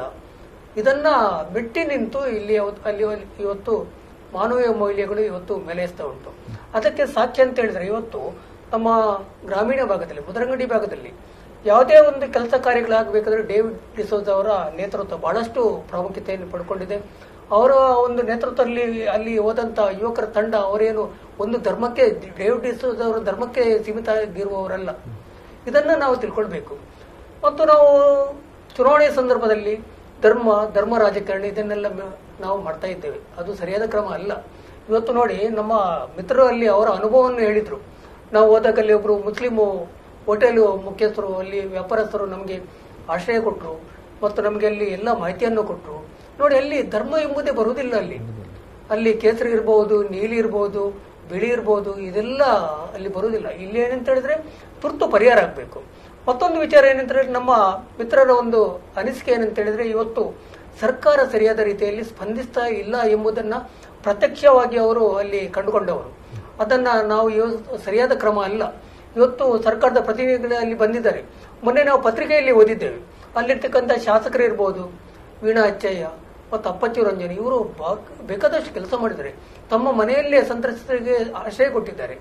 ಮತ್ತು ಒಂದಷ್ಟು ಸರ್ಕಾರದ ಮಟ್ಟದಲ್ಲಿ, ದೊಡ್ಡ ಮಟ್ಟದಲ್ಲಿ ಕೆಲಸ ಆಗ್ಬೇಕಂತ ಹೇಳಿ ತಮ್ಮ ಕಣ್ಣೀರನ್ನ ಕಣ್ಣಲ್ಲಿ ಸುರಿಸಿದ್ದು ನಾವು ಪತ್ರಿಕೆಯಲ್ಲಿ ಮತ್ತು ಮಾಧ್ಯಮದಲ್ಲಿ ನೋಡಿದ್ದೇವೆ ನಾವು. ಹಾಗಾಗಿ ಇವತ್ತು ರಾಜ್ಯ ಸರ್ಕಾರ ಇರುವುದು, ಕೇಂದ್ರ ಸರ್ಕಾರ ಇರುವುದು, ಮಂತ್ರಿಗಳಲ್ಲಿ ಭೇಟಿ ಕೊಡುವುದು ಮುಖ್ಯ ಅಲ್ಲ, ಮತ್ತು ಇಂಥ ಸ್ವಯಂ ಸೇವಾ ಸಂಸ್ಥೆಗಳು, ತಂಡಗಳಲ್ಲಿ ಹೋಗಿ ಕೆಲಸ ಮಾಡೋದು ಮುಖ್ಯ ಅಲ್ಲ. ಇವತ್ತು ನೋಡಿ, ಬೇರೆ ಜಿಲ್ಲೆಯಲ್ಲಿ ಒಂದು ಕಾನೂನು ಸುವ್ಯವಸ್ಥೆಗೆ ಒಂದು ಜಿಲ್ಲೆಯಿಂದ ಮತ್ತೊಂದು ಕಡೆ ಜಿಲ್ಲೆಗೆ ಇವರು ಪೊಲೀಸರನ್ನು ವರ್ಗಾವಣೆ ಮಾಡ್ತಾರೆ, ಅಧಿಕಾರಿಗಳನ್ನ ಡೆಪ್ಯೂಟ್ ಮಾಡ್ತಾರೆ. ಇಂಥ ಒಂದು ತುರ್ತು ಪರಿಹಾರ ಕಾರ್ಯಕ್ರಮಕ್ಕಾಗಿ ಇವತ್ತು ಸರ್ಕಾರ ಎಲ್ಲ ಅಧಿಕಾರಿಗಳನ್ನ ಅಲ್ಲಿ ಬೇರೆ ಜಿಲ್ಲೆಯಿಂದ ಡೆಪ್ಯೂಟ್ ಮಾಡಬೇಕಲ್ಲಿ. ಎಲ್ಲ ಮನೆಗೆ ಈ ಪರಿಹಾರ ವಸ್ತುಗಳನ್ನ ಮುಟ್ಟಿಸಿದಂತ ಕೆಲಸ ಆಗಬೇಕು. ಮತ್ತು ಎಲ್ಲಿ ಕುಂದುಕೊರತೆ ಉಂಟಾ ಅದನ್ನು ಸರ್ಕಾರದ ಮಟ್ಟದಲ್ಲಿ ಗಮನಿಸುವಂತ ಕೆಲಸ ಆಗಬೇಕು. ಮತ್ತು ಸರ್ಕಾರದ ಮಟ್ಟದಲ್ಲಿ ದೊಡ್ಡ ಕೇಂದ್ರ ಸರ್ಕಾರ, ನಾವು ಮೊನ್ನೆ ಪತ್ರಿಕೆಯಲ್ಲಿ ನೋಡಿದೆ, 500 ಕೋಟಿ ರೂಪಾಯಿಯ ಪರಿಹಾರ ಮೊತ್ತ ಅಂತೇಳಿ. ಅದು ಕೇವಲ ಒಂದು ಭಾಗಕ್ಕೆ ಸಾಕಾಗ್ಲಿಕ್ಕಿಲ್ಲ ಕೇಂದ್ರದಿಂದ. ಇವತ್ತು ದೊಡ್ಡ ಮೊತ್ತದ ಪರಿಹಾರ ಅಲ್ಲಿ ಹರಿದು ಬರಬೇಕು ಮತ್ತು ರಾಜ್ಯ ಸರ್ಕಾರ ತುದಿಗಾಲಲ್ಲಿ ನಿಂತು ಅವರಿಗೆ ಪರಿಹಾರೋಪಾದಿಯಲ್ಲಿ ಕೆಲಸ ಮಾಡೋಕ್ಕಂತ ಕೆಲಸ ಅಲ್ಲಿ ಕೊಡಗಲ್ಲಿ ಆಗ್ಬೇಕಾಗಿದೆ. ಅದನ್ನು ಸರ್ಕಾರ ಮಾಡಬೇಕು. ಇವತ್ತು ಸರ್ಕಾರ ಇರ್ಬೋದು, ಜನಪ್ರತಿನಿಧಿಗಳಿರ್ಬೋದು ಮತ್ತು ಸರ್ಕಾರದ ಅಧಿಕಾರಿಗಳಿರ್ಬೋದು ತಮ್ಮ ಜವಾಬ್ದಾರಿಯಿಂದ ನುಡಿಸ್ಕೊಳ್ಬಾರ್ದು. ಯಾಕೆಂತ ಹೇಳಿದ್ರೆ ಇವತ್ತು ಇಡೀ ಕೊಡಗನ್ನ ಪ್ರಪಂಚ ನೋಡ್ತಾ ಉಂಟು. ಪ್ರಪಂಚದ ಬೇರೆ ಬೇರೆ ದೇಶಗಳಿಂದ ಇವತ್ತು ಕೇರಳ ಇರ್ಬೋದು, ಕೊಡಗಿರ್ಬೋದು ಪರಿಹಾರ ಮೊತ್ತ ಹರಿದು ಬರ್ತಾ ಉಂಟು. ಹಾಗಾಗಿ ನಾವು ಯಾವುದೇ ಒಂದು ಧರ್ಮಕ್ಕೆ ಸೀಮಿತ ಅಲ್ಲ, ಇದು ಪ್ರಕೃತಿ ಮುನಿಸ್ಕೊಂಡ್ರೆ ಮತ್ತೆ ನಾವು ಇದರಲ್ಲಿ ನಾವೆಲ್ಲ ಏನಿಲ್ಲ, ಧರ್ಮ ಇರುವುದಿಲ್ಲ, ಶ್ರೀಮಂತಿಗೆ ಇರುವುದಿಲ್ಲ, ಬಡತನ ಇರುವುದಿಲ್ಲ, ಎಲ್ಲರೂ ಒಂದೇ ಎಂಬುದನ್ನ ಇವತ್ತು ಕೊಡಗು ನಮಗೆ ನಿದರ್ಶನ. ಹಾಗಾಗಿ ಎಲ್ಲ ಸ್ವಯಂ ಸೇವಾ ಸಂಸ್ಥೆಗಳಿರ್ಬೋದು, ಡೇವಿಡ್ ಡಿಸೋಜರ್ ಅಂತ ಒಬ್ಬ ಸಾಮಾಜಿಕ ಕಾರ್ಯಕರ್ತರ ನೇತೃತ್ವ ಇರಬಹುದು, ಅದನ್ನ ಗಮನದಲ್ಲಿಟ್ಟುಕೊಂಡು ಇವತ್ತು ಸರ್ಕಾರವನ್ನ ಎಚ್ಚರಿಸತಕ್ಕಂಥ ಕೆಲಸ ಸಮಾಜದಿಂದ ಆಗ್ಬೇಕಾಗಿದೆ. ಯಾಕಂದ್ರೆ ಶೇಖರಾಜ್ ಮಾಡಿ ಅವರು ಹೇಳಿದಾಗೆ ಕೆಲವೊಂದು ಶ್ರೀಮಂತರು ಅಲ್ಲಿ ಎಸ್ಟೇಟ್ ಓನರ್ಗಳೇ ಜಾಸ್ತಿ. ಯಾಕಂದ್ರೆ ಎಸ್ಟೇಟ್ ಓನರ್ ಮತ್ತೆ ಅಲ್ಲಿ ದುಡಿಯುವಂತ ಕಾರ್ಮಿಕರು. ಯಾಕಂದ್ರೆ ಅವರು ಎಸ್ಟೇಟ್ ಓನರ್ ಅವರು ಯಾಕಂದ್ರೆ ಆ ಎಸಿ ರೂಮ್ ಅಲ್ಲಿ ಇದ್ರೆ ಇವರು ಇಲ್ಲಿ ಬಡ ಗುಡಿಸಲುಗಳಲ್ಲಿ ಇದ್ದವರು. ಆದ್ರೆ ಕೊನೆಗೆ ದೇವರ ಒಂದು ದೃಷ್ಟಿಯಲ್ಲಿ ಎಲ್ಲರೂ ಒಂದೇ ಎಂಬುದಾಗಿ ಎಲ್ಲ ಗಂಜಿ ಕೇಂದ್ರ ಒಂದೇ ಸೂರಿನಡಿಯಲ್ಲಿ ಅವರು ಹಾಕಿದ ಗಂಜಿಯನ್ನು ಊಟ ಮಾಡಿ ಅವರು ಕೊಟ್ಟಂತ ಏನು ವಸ್ತು ಅದನ್ನು ಸ್ವೀಕಾರ ಮಾಡುವಂತ ಒಂದು ದೃಶ್ಯ ದೇವರ ದೃಷ್ಟಿಯಲ್ಲಿ ಎಲ್ಲರೂ ಒಂದೇ. ಇದನ್ನು ನಾವು ನೋಡಿ ಕಲಿಬೇಕಂತ ಒಂದು ಅಲ್ಲಿ ಸ್ಥಿತಿ ನಿರ್ಮಾಣ ಆಗಿದೆ. ಅದರಿಂದಾಗಿ ಮುಂದಿನ ದಿನದಲ್ಲಾದರೂ ನಾವು ಇದನ್ನು ನೋಡಿ ಸುಧಾರಣಿಸು. ಯಾಕೆಂದ್ರೆ ನಾವು ಮನುಷ್ಯರು ಬಹಳಷ್ಟು ನಾವು ಗಮನಿಸ್ತೇವೆ. ಯಾಕೆಂದ್ರೆ ಒಂದು ರಸ್ತೆಯಲ್ಲಿ ಹೋಗುವಂತ ಒಂದು ಅಪಘಾತಗಳನ್ನು ನೋಡಿದ್ರೆ ಅಪಘಾತ ಆಗಿದೆ, ಮುಂದೆ ನಾವು ಜಾಗ್ರತೆಯಿಂದ ಹೋಗ್ಬೇಕಂತ ಎಷ್ಟು ಹೊತ್ತು ಕೇವಲ ಒಂದು ಕೆಲವೇ ನಿಮಿಷಗಳಲ್ಲಿ ಮಾತ್ರ ಆ ಒಂದು ನೆನಪು ನಮಗೆ ಮತ್ತೆ ಇಲ್ಲ. ನಾವು ಮುಟ್ಟುವಂತ ಗುರಿ ಬೇಗ ಉಂಟು, ಅದರಿಂದಾಗಿ ಎಸ್ಲೆಟ್ರಿಕಲ್ ಆಟೋಮೆಟಿಕ್ ಆಗಿ ಒತ್ತುವಂತ ಕೆಲಸ ಆಗ್ತದೆ. ಅದೇ ಇದು ಕೂಡ ಇದು ಅಂತ ಸಣ್ಣ ಒಂದು ಮೆಮೊರಿ, ಇದನ್ನ ನಮ್ಮ ಲೈಫ್ ಲಾಂಗ್ ನಾವು ಜೀವನ ಪರ್ಯಂತ ನಾವು ಅದನ್ನು ಉಳಿಸಿಕೊಳ್ಬೇಕು. ಯಾಕಂದ್ರೆ ಇದಕ್ಕೆ ಒಂದು ನಾವು ಮುದರಂಗಡಿಯ ಬಗ್ಗೆ ಮಾತಾಡುದಿದ್ರೆ, ಮುದರಂಗಡಿ ಡೇವಿಡ್ ಡಿಸೋಜ ಅವರ ನೇತೃತ್ವದಲ್ಲಿ ಆ ತಂಡ ಹೋಗಿ ಅವರಿಗೆ ನೇರವಾಗಿ ಮುಟ್ಟಿಸುವಂತ ಕೆಲಸ ಮಾಡಿದೆ. ಈ ಬಗ್ಗೆ ಒಂದೆರಡು ಮಾತುಗಳನ್ನ ನಮ್ಮ ಡೇವಿಡ್ ಡಿಸೋಜ ಅವರು ಹೇಳಬೇಕಾಗಿದೆ. ತಾವು ಇದನ್ನ ಒಂದು ಶೇಖರಣೆ ಮಾಡೋದಕ್ಕೆ ಎಷ್ಟು ದಿವಸ ತಗೊಂಡ್ರಿ ನೀವು? ಯಾಕಂದ್ರೆ ಒಂದು ಸುಮಾರು 1.5 ಲಕ್ಷ ರೂಪಾಯಿಯ ಒಂದು ಅಗತ್ಯ ವಸ್ತುಗಳನ್ನ ತಾವು ಶೇಖರಣೆ ಮಾಡಿದ್ದೀರಿ. ಇದನ್ನು ಎಷ್ಟು ದಿವಸದಲ್ಲಿ ನೀವು ಶೇಖರಣೆ, ಯಾವ ರೀತಿಯಲ್ಲಿ ನೀವು ಅದನ್ನು ಶೇಖರಣೆ ಮಾಡಿದ್ದೀರಿ ನೀವು? ಅಂದರೆ ಒಂದು 2 ದಿನದಲ್ಲಿ ಒಂದು ಶೇಖರಣೆ ಮಾಡಿದ್ದೇವೆ, 2 ದಿನದಲ್ಲಿ. ಮತ್ತು ನಮ್ಮದೊಂದು ಎಲ್ಲ ಕಾರ್ಯಕರ್ತರದ್ದು ಇದಂದ್ರೆ ಜನರಿಗೆ ಹೋಗಿ ಸಿಕ್ಬೇಕಂತ ಇತ್ತು, ಗ್ರೂಪು ಜನರಿಗೆ ಹೋಗಿ ಸಿಕ್ಬೇಕಂತ ಇತ್ತು. ಹಾಗೆ ನಾವು ಇದು ಮಾಡಿದ್ದೇವೆ ಜನಗಳಿಗೆ. ಈಗ ಇದನ್ನ ನೀವು ಶೇಖರಣೆ ಮಾಡುವಂತದ್ದನ್ನು ಯಾವ ರೀತಿಯಲ್ಲಿ, ಯಾಕೆಂದ್ರೆ ಏನು ನೇರವಾಗಿ ನೀವು ಫೋನಲ್ಲಿ ಕೇಳುವಂತದ್ದು ಇಲ್ಲ, ಯಾವ ರೀತಿಯಲ್ಲಿ ನಾವು ಏನು ಮಾಡಿದ್ದೇವೆ ಅಂದ್ರೆ ನಮ್ಮ ಗ್ರೂಪಿನಲ್ಲಿ ನಾವೊಂದು ಫೇಸ್ಬುಕ್ ಅಲ್ಲಿ ಹಾಕಿದ್ದೇವೆ, ಯಾರು ಕೊಡುವುದಿದ್ರೆ ಕೊಡಬಹುದಂತ. ನಮ್ಗೆ ಇದರಿಂದ ತುಂಬಾ ಫೋನ್ಗಳು ಬಂದು ಅವರ ಮನೆಯಿಂದ ನಾವು ಕಲೆಕ್ಟ್ ಮಾಡಿದ್ದೇವೆ. ಇದು ಹೊರದೇಶದಿಂದ ಏನಾದ್ರು ನಿಮಗೆ? ಹೊರದೇಶದಿಂದ ತುಂಬಾ ಫೋನ್ ಬಂದಿದ್ದು, ಅವರ ಮನೆಗೆ ಹೋಗಿ ತಕೊಳ್ಳಿ ಅಂತ. ಹಾಗೆ 3-4 ಮನೆ ಹೋಗಿ ನಾವು ತಕೊಂಡಿದ್ದೇವೆ. ಅವ್ರು ಕೊಟ್ಟಿದ್ದಾರೆ. ನಾವು ಅಂದ್ರೆ ತುಂಬಾ ಸಹಕಾರ ಮಾಡಿದ್ದಾರೆ, ಎಲ್ಲರೂ ತುಂಬಾ ಸಹಕಾರ ಮಾಡಿದ್ದಾರೆ. ಯಾಕಂದ್ರೆ ಇದು ನೀವು ಇವತ್ತು ಯಾಕಂದ್ರೆ ತುರ್ತಾಗಿ 2 ದಿವಸದಲ್ಲಿ ಮಾಡಿದಂತ ಕಾರ್ಯ. ಯಾಕೆಂದ್ರೆ ಇದು ಇಲ್ಲಿ ನಾವು ಗಮನಿಸುವಂತದ್ದು, ಯಾಕೆಂದ್ರೆ ನೀವು ಸಮಾಜ ಸೇವೆಯಲ್ಲಿ ಮುಂಚೂಣಿಯಲ್ಲಿರುವಂತವರು ಆ ಪ್ರದೇಶದಲ್ಲಿ ಆಗಿರುವಾಗ ಮುಂದಿನ ದಿನದಲ್ಲಿ ತಾವು ಇನ್ನಷ್ಟು ನಿಮ್ಮಿಂದ ಸೇವೆಯನ್ನ ಜನ ನಿರೀಕ್ಷಿಸ್ತಾ ಇದ್ದಾರೆ. ಯಾಕೆಂದ್ರೆ ಕೊಡಗಿಗೂ ಕೂಡ ನಿಮ್ಮ ಒಂದು ಒಂದು ಸೇವೆ ಇನ್ನೂ ಕೂಡ ಅಗತ್ಯ ಇದೆ. ಈ ಬಗ್ಗೆ ಮುಂದಿನ ದಿನದಲ್ಲಿ ತಾವು ಯಾವ ರೀತಿಯಲ್ಲಿ ಇಂಥ ಸೇವೆಯನ್ನು ನೀಡಲಿಕ್ಕೆ ಬಯಸ್ತೀರಿ ನೀವು? ಅಂದ್ರೆ ಇನ್ನೊಂದು ನೆಕ್ಸ್ಟ್ ವೀಕ್ ಅಲ್ಲಿ ನಾವು ಪುನಃ ಹೋಗ್ಬೇಕಂತ ಉಂಟು. ಅದನ್ನ ಈಗ ರೆಡಿ ಮಾಡ್ತಾ ಇದ್ದೇವೆ ನಾವು. ನೇರವಾಗಿ ಇದನ್ನು ನೇರವಾಗಿ ಯಾಕಂದ್ರೆ ಬಹಳಷ್ಟು ಒಂದು ಉತ್ತಮ ಕೆಲಸ. ಯಾಕೆಂದ್ರೆ ಇಂಥ ಒಂದು ಸ್ಥಿತಿಯಲ್ಲಿ ನಾವು ಆ ಒಂದು ಅಗತ್ಯ ವಸ್ತುಗಳನ್ನ ಮತ್ತೆ ಭೇಟಿ ಕೊಡುವಂತದ್ದು. ಯಾಕೆಂದ್ರೆ ನೇರವಾಗಿ ನೀವು ಕೂಡ ನೇರವಾಗಿ ಆ ತಂಡದಲ್ಲಿ ಹೋಗಿ ಅವರನ್ನ ಭೇಟಿ ಮಾಡಿಕೊಳ್ಳುವಂತದ್ದು ಉತ್ತಮ ಕೆಲಸ. ಈಗ ಒಂದು ಕರೆ ಇದೆ. ಹಲೋ ಹಲೋ, ನಮಸ್ತೆ. ಎಲ್ಲಿಂದ ಕರೆ ಮಾಡ್ತಿದ್ದೀರಿ? ನಾವು ದೀಪಕ್ ಕೋಟೆಂಡವರೇ. ನಮಸ್ತೆ ದೀಪಕ್ ಕೋಟೆಂಡವರೇ. ನೋಡಿ ದೀಪಕ್ ಕೋಟೆಂಡವರೇ, ನಿಮ್ಮ ಇನ್ನದ ಸಮೀಪದ ಗ್ರಾಮವೇ ಮುದರಂಗಡಿ ಗ್ರಾಮದಿಂದ ಒಂದು ತಂಡ ನೇರವಾಗಿ ಕೊಡಗಿಗೆ ಹೋಗಿ ಅಲ್ಲಿಯ ಸಂತ್ರಸ್ತರನ್ನು ಭೇಟಿ ಮಾಡಿ ಅವರ ಕಷ್ಟದಲ್ಲಿ ಭಾಗಿಯಾಗಿದ್ದಾರೆ. ಅವರ ಕಣ್ಣೀರು ಒರೆಸುವಂತಹ ತಾತ್ಕಾಲಿಕ ಒಂದು ಕೆಲಸವನ್ನು ಮಾಡಿದ್ದಾರೆ. ಮುಂದಿನ ದಿನದಲ್ಲಿ ಮತ್ತಷ್ಟು ನಾವು ಅವರಿಗೆ ಸಹಕಾರ ಮಾಡ್ತೇವೆ. ಜನಗಳಿಂದ ಸೇರಿಸಿ, ಜನಗಳನ್ನೆಲ್ಲ ಒಟ್ಟು ಸೇರಿಸಿ ಅವರಿಗೆ ಮತ್ತಷ್ಟು ನಾವು ನೆರವು ನೀಡ್ತೇವೆ ಎಂಬುದಾಗಿ ಡೇವಿಡ್ ಡಿಸೋಜ ಅವರು ಕೂಡ ಭರವಸೆ ನೀಡಿದ್ದಾರೆ. ತಾವು ಈ ಬಗ್ಗೆ ತಾವು ಏನ್ ಹೇಳ್ತೀರಿ ದೀಪಕ್ ರವರೇ? ನೋಡಿ, ಡೇವಿಡ್ ಡಿಸೋಜ ಅವರ ನೇತೃತ್ವದಲ್ಲಿ ಮೊನ್ನೆ ಕೊಡಗು ನಿರಾಶ್ರಿತರಿಗೆ ಏನೆಲ್ಲ ಸೌಲಭ್ಯಗಳನ್ನು ಒದಗಿಸಲಿಕ್ಕೆ ಆಗ್ತದೆ ಎಲ್ಲಾ ಜನರಿಂದ ಕನೆಕ್ಟ್ ಮಾಡಿ ತಮ್ಮ ಕೈಯಿಂದ ಕೊಡೋದು ತುಂಬಾ ಸಹಕರಿಸಿದ್ದಾರೆ. ಬಹುಶಃ ಅವರು ಈ ಮುಂಚೆ ಬಹಳಷ್ಟು ಇಂತ ಒಂದು ನೂರಾರು ಕೆಲಸಗಳನ್ನ ಮಾಡಿದ್ದಾರೆ. ಆದ್ರೂ ಮೊದಲ ಬಾರಿಗೆ ಈ ಬಗ್ಗೆ ಅವರ ಬಗ್ಗೆ ಪ್ರಚಾರ ಸಿಕ್ಕಿದೆ.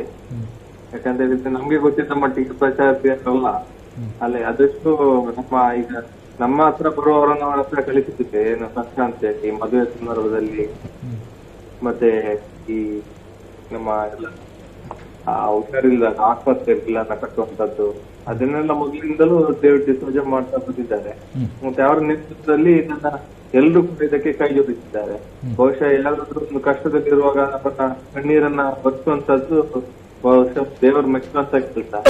ಹೇಳಿದ್ರೆ ನಾವು ಒಂದು ಅನಿರೀಕ್ಷಿತವಾಗಿ ಭೂಮಿಗೆ ಬಂದವರು, ಹಾಗೆ ಏನು ನಮ್ಮ 4 ದಿನದ ಜೀವನದಲ್ಲಿ ಸಾಕಷ್ಟು ಆದಷ್ಟು ನಾವು ಬಡವರಿಗೆ ಅಥವಾ ನಿರಾಶ್ರಿತರಿಗೆ ಸಹಾಯ ಮಾಡುವ ಮುಖಾಂತರ ಡೇವಿಡ್ ಡಿಸೋಜ ಕೂಡ ಎಲ್ಲರಿಗೂ ಮಾದರಿಯಾಗಿದೆ. ಖಂಡಿತ ದೀಪಕ್ ರವರೇ, ನೀವು ಹೇಳಿದಾಗೆ ಮತ್ತಷ್ಟು ಸಮಾಜ ಸೇವೆಯಲ್ಲಿ ತನ್ನನ್ನು ತಾನು ತೊಡಗಿಸಿಕೊಳ್ಳುವಂತಹ ಭರವಸೆಯನ್ನ ಡೇವಿಡ್ ಡಿಸೋಜ ನೀಡ್ತಾರೆ. ನೀವು ಕರೆ ಮಾಡಿದ್ದಕ್ಕೆ ಧನ್ಯವಾದಗಳು. ಈಗ ಮತ್ತೊಂದು ವಿಷಯ, ಶೇಖರಾಜ್ ಮಾಡಿಯವರೇ, ನಾವು ಗಮನಿಸಿದಾಗೆ ಈಗ ಯಾಕೆಂದ್ರೆ ಮಳೆ ಬಂತು, ಅಲ್ಲಿ ಎಲ್ಲ ಸಂತ್ರಸ್ತರಾದ್ರು, ಅದು ಒಂದು ಕೆಲವೇ ಕ್ಷಣಗಳಲ್ಲಿ ಕೆಲವೇ ಹೊತ್ತುಗಳಲ್ಲಿ ಆಗಿರುವಂತಹ ಘಟನೆ ಆಗಿರ್ಬೋದು. ಆದರೆ ಆ ಘಟನೆ ಮರುಕಳಿಸುವ ಮುನ್ನ ಮತ್ತೊಂದು ವಿಚಾರ ಏನಂದ್ರೆ, ಅಲ್ಲಿ ಆ ಘಟನೆಗಿಂತಲೂ ಈಗದ ಸ್ಥಿತಿ, ಈಗ ಅಲ್ಲಿಯ ನಿರ್ಮಾಣ ಆದಂತಹ ಸ್ಥಿತಿ ಬಹಳ ಕಠೋರವಾಗಿದೆ. ಯಾಕೆಂದ್ರೆ ನಾವು ನೋಡುವುದಕ್ಕೂ ನಮಗೆ ಅದು ಬಹಳಷ್ಟು ಭಯಾನಕವಾಗ್ತಾ ಇದೆ. ಯಾಕೆಂದ್ರೆ ಇಲ್ಲಿ ಈಗ ಬಹಳಷ್ಟು ಕೆಲವೊಂದು ಹೆಣಗಳು ಸಿಕ್ಕಿದ್ರೆ ಕೆಲವೊಂದು ಹೆಣಗಳು ಸಿಗ್ತಾ ಇಲ್ಲ. ಕೆಲವರು ಸಂಬಂಧಿಕರನ್ನು ಕಳ್ಕೊಂಡು ಅವರು ಎಲ್ಲಿ ನಾಪತ್ತೆ ಆಗಿದ್ದಾರೆ ಎಂಬುದಾಗಿ ಗೊತ್ತಿಲ್ಲ. ಯಾಕೆಂದ್ರೆ ಕೆಲವರ ಹೆಣಗಳು ಕೆಸರಿನ ಅಡಿಯಲ್ಲಿ ಈ ನಮ್ಮ ಯಾರು ಸೈನಿಕರು ಹುಡುಕುವಂತಹ ಕೆಲಸಗಳನ್ನು ಮಾಡ್ತಾ ಇದ್ದಾರೆ. ಬಹಳಷ್ಟು ಗುರುತು ಪತ್ತೆ ಆಗದ ರೀತಿಯಲ್ಲಿ ಕೆಲವೊಂದು ಹೆಣಗಳು ಸಿಗ್ತಾ ಇದೆ. ಈ ಒಂದು ಕಾರ್ಯಾಚರಣೆ ಯಾವ ರೀತಿಯಲ್ಲಿ ಸಾಗಬಹುದು ಶೇಖರಾಜ್? ನೋಡಿ, ಅಲ್ಲಿ ಜಿಲ್ಲಾಡಳಿತ ಏನುಂಟ, ಸರ್ಕಾರ ಏನುಂಟ, ಅಲ್ಲಿ ಸಮರೋಪಾದಿಯಲ್ಲಿ ಕೆಲಸ ಆಗ್ಬೇಕಾಗಿದೆ. ನಾವು ನೋಡ್ತೇವೆ, ಈಗ ನಮ್ಮ ಮನೆಯಲ್ಲಿ ಏನಾದ್ರೂ ಒಂದು ಯಾರನ್ನಾದ್ರೂ ಕಳ್ಕೊಂಡ್ರೆ, ಸಾವು ಬಂದ್ರೆ ನಮ್ಗೆ ಎಷ್ಟು ದುಃಖ ಆಗ್ತದೆ. ಇವತ್ತು ತಮ್ಮವರನ್ನು ಕಳ್ಕೊಂಡಿದ್ದಾರೆ, ಅವರೆಲ್ಲ ಬಂದು ಗಂಜಿ ಕೇಂದ್ರದಲ್ಲಿ ಸೇರ್ಬಿಟ್ಟಿದ್ದಾರೆ. ಅವರು ಮನೆ ಮಠ ಎಲ್ಲವನ್ನು ಕಳ್ಕೊಂಡು ಮತ್ತೆ ತಮ್ಮವರನ್ನು ಕಳ್ಕೊಂಡಿದ್ದಾರೆ. ಇದು ಬಹಳ ಒಂದು ದುಃಖಕಾರಿಯಾದಂತ ವಿಚಾರ ಅಲ್ಲಿ. ಅದಕ್ಕಾಗಿ ಇವತ್ತು ಸರ್ಕಾರ ಅಲ್ಲಿ ಸೈನ್ಯ ಇರ್ಬೋದು, ಸರ್ಕಾರದ ಜಿಲ್ಲಾಡಳಿತ ಇರ್ಬೋದು, ಇವರೆಲ್ಲ ಸಮರೋಪಾದಿಯಲ್ಲಿ ಕೆಲಸ ಆಗಬೇಕಾಗಿದೆ. ಮತ್ತು ಅಲ್ಲಿ ಏನಂತ ಹೇಳಿದ್ರೆ, ಇವತ್ತು ಕಂದಾಯ ಇಲಾಖೆ ಇರ್ಬೋದು, ಪೊಲೀಸ್ ಇರ್ಬೋದು, ಇವರೆಲ್ಲ ಸೇರ್ಬಿಟ್ಟು ಅವರ ಮನೆಮಠವನ್ನು ಗುರುತಿಸತಕ್ಕಂತ ಕೆಲಸ ಬಹಳ ತುರ್ತಾಗಿ ಆಗ್ಬೇಕಾಗಿದೆ. ಹಾಗಾಗಿ ತಮ್ಮ ಮತ್ತೆ ಮರುಬದುಕು ಅವರಿಗೆ ಕಟ್ಕೊಳ್ಬೇಕಾಗಿದೆ. ಆ ನಿಟ್ಟಿನಲ್ಲಿ ಇವತ್ತು ಸರ್ಕಾರದ ಕಡೆಯಿಂದ ಮತ್ತು ಸರ್ಕಾರದ ಇಲಾಖೆ ಕಡೆಯಿಂದ ಕೆಲಸ ಆಗಬೇಕಾಗಿದೆ. ಅದನ್ನ ಸಮರೋಪಾದಿಯಲ್ಲಿ ಸರ್ಕಾರ ಮಾಡಬೇಕು, ಒಂದು ವಿಚಾರ ಅದು. ಮತ್ತೆ ಇನ್ನೊಂದು ವಿಚಾರ ಏನಂತ ಹೇಳಿದ್ರೆ, ಕೆಲವರೆಲ್ಲ ಬಡವರಂದ್ರೂ ಖಂಡಿತ ಇಲ್ಲ, ಬಡವರ ಹತ್ರ ಏನು ಇರ್ಲಿಕ್ಕಿಲ್ಲ. ಅವರೆಲ್ಲ ದುಡಿಲಿಕ್ಕಾಗಿರುವವರಲ್ಲಿ ಮತ್ತು ಶ್ರೀಮಂತರು ಇರ್ಬೋದು. ಅಲ್ಲಿ ನಾವು ಪತ್ರಿಕೆಯಲ್ಲಿ ನೋಡಿದ್ದೇವೆ, ಕಳ್ಳಕಾಕರ ಭಯ ಪ್ರಾರಂಭ ಆಗಿದೆ ಅಂತೇಳಿ. ನಾವು ನೋಡ್ತೇವೆ ಎಲ್ಲ ಕಡೆಯಲ್ಲಿ ಕೂಡ ಈ ದುರಂತವನ್ನ ಮೆಟ್ಟಿ ನಿಂತು ಕಳ್ಳಕಾಕರ ದಂಧೆ ನಡೀತಾ ಉಂಟು ಅಲ್ಲಿ. ಈಗ ಅವರ ಮನೆ ಮಟ್ಟಿ ಕಳ್ಕೊಂಡವರು, ಅಲ್ಲಿ ಬಂಗಾರ ಇರ್ಬೋದು, ದುಡ್ಡಿರ್ಬೋದು, ಇದನ್ನ ಅಲ್ಲಿ ಮಾನವೀಯ ಮೌಲ್ಯವನ್ನು ಕೂಡ ಮೆಟ್ಟಿ ನಿಂತವರೆಲ್ಲ ಇದ್ದಾರೆ ಅಲ್ಲಿ. ಈ ಬಗ್ಗೆ ನಿಮ್ಮಲ್ಲಿ ಮತ್ತಷ್ಟು ಚರ್ಚೆ ಮಾಡಲಿಕ್ಕಿದೆ. ಈಗ ಒಂದು ಸಣ್ಣ ವಾಣಿಜ್ಯ ವಿರಾಮ.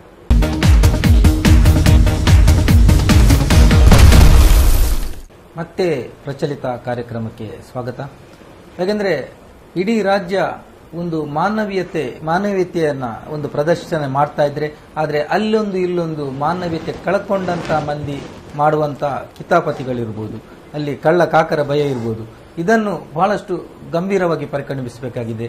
ಯಾಕೆಂದ್ರೆ ಇಂಥ ಒಂದು ಸ್ಥಿತಿಯಲ್ಲೂ ಕೂಡ ಕಳ್ಳಕಾಕರು ಆ ಒಂದು ಸಂತ್ರಸ್ತರನ್ನ ಒಂದು ಪೇಚಿಗೆ ತಿಳಿಸುವಂತಹ ಕೆಲಸ ಮಾಡ್ತಾ ಇದೆ.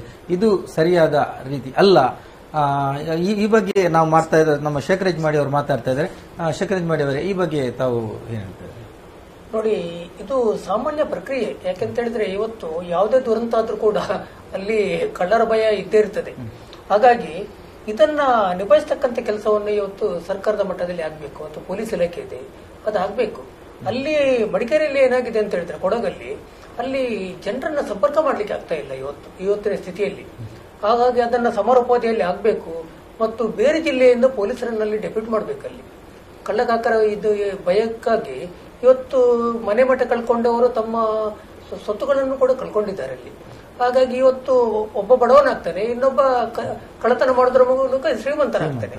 ಇದು ಮಾನವೀಯತೆ ಅಲ್ಲ ಅದು. ಹಾಗಾಗಿ ಅಲ್ಲಿ ಪೊಲೀಸರು ಹೆಚ್ಚು ಕಾರ್ಯಾಚರಣೆ ಆಗಬೇಕು. ಸರ್ಕಾರ ಬೇರೆ ಜಿಲ್ಲೆಯಿಂದ ಅಲ್ಲಿಗೆ ಪೊಲೀಸರನ್ನ ಡೆಪ್ಯೂಟ್ ಮಾಡಬೇಕು ಅಲ್ಲಿಗೆ. ಅಲ್ಲಿ ಏನು ಒಂದು ಪುನರ್ವಸತಿ ಕಲ್ಪಿಸುವವರೆಗೆ ಸರ್ಕಾರದ ಜವಾಬ್ದಾರಿ ಬಹಳಷ್ಟು ಇದೆ. ಹಾಗಾಗಿ ಇದಕ್ಕೆಲ್ಲ ಅವಕಾಶ ಮಾಡಿಕೊಡ್ಬಾರ್ದು.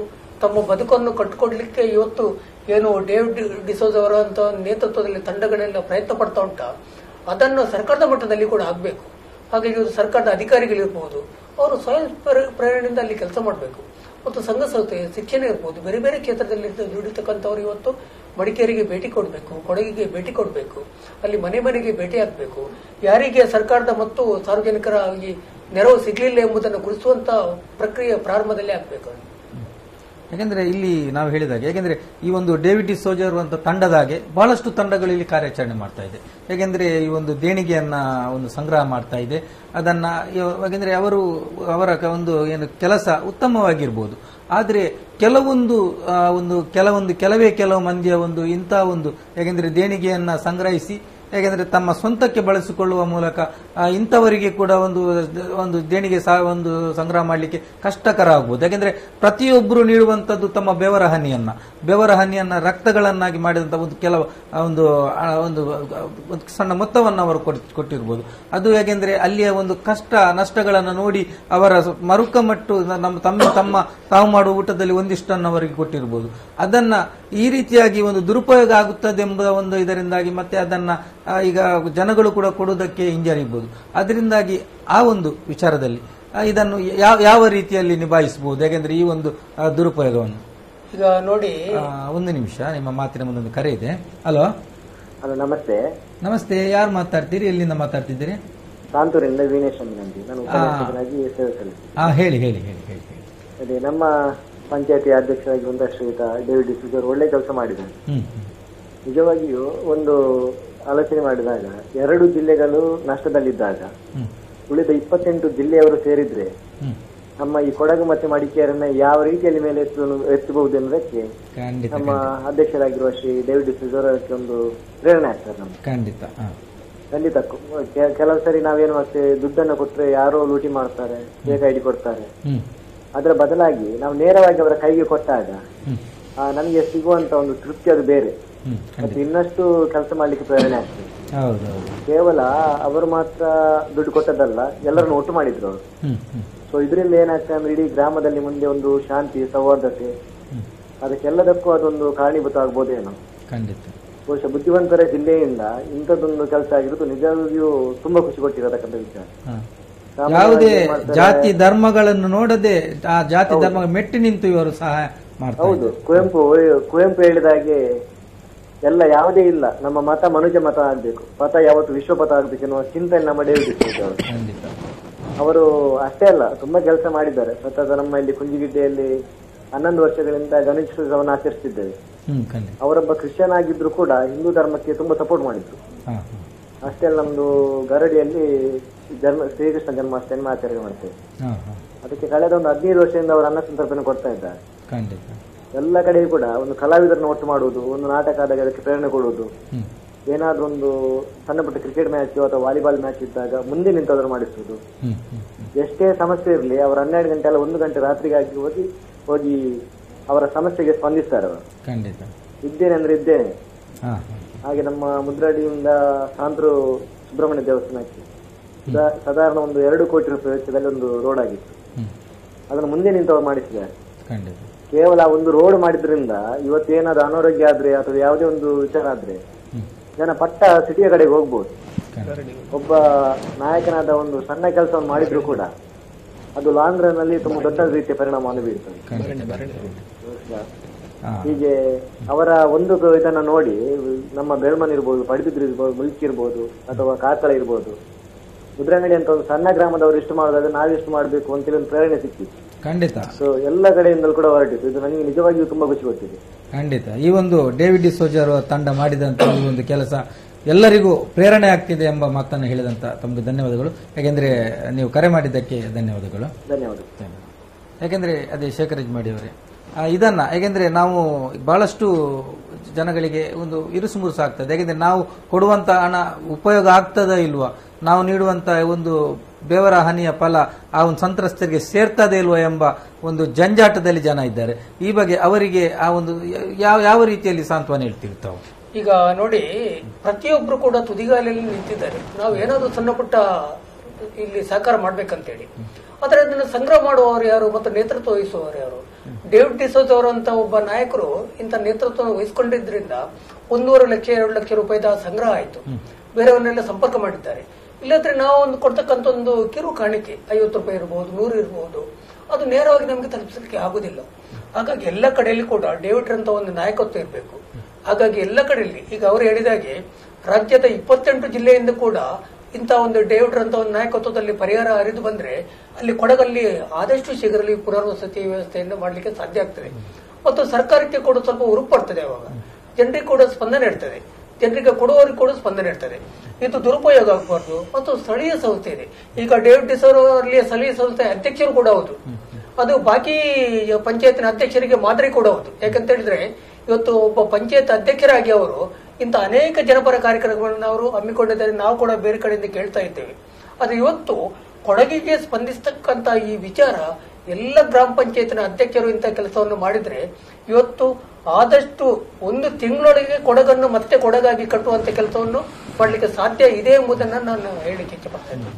ಯಾಕೆಂದ್ರೆ ಇಲ್ಲಿ ಈ ಒಂದು ಯಾಕೆಂದ್ರೆ ಈ ದುರುಪಯೋಗ ಹಣ, ಯಾಕೆಂದ್ರೆ ಒಂದು ಆ ಸಂತ್ರಸ್ತರ ನಿಧಿಯನ್ನ ಸಂಗ್ರಹಿಸುವಂತಹ ಎಲ್ಲ ಕಡೆಗಳು ನಾವು ಗಮನಿಸ್ತೇವೆ. ಎಲ್ಲ ಹೆಚ್ಚಿನ ಕಡೆಗಳಲ್ಲಿ ಈ ಒಂದು ಸಂತ್ರಸ್ತರಿಗೆ ನಿಧಿಯನ್ನ ಸಂಗ್ರಹ ಮಾಡುವಂತ ಕೆಲಸ ಆಗ್ತಾ ಇದೆ.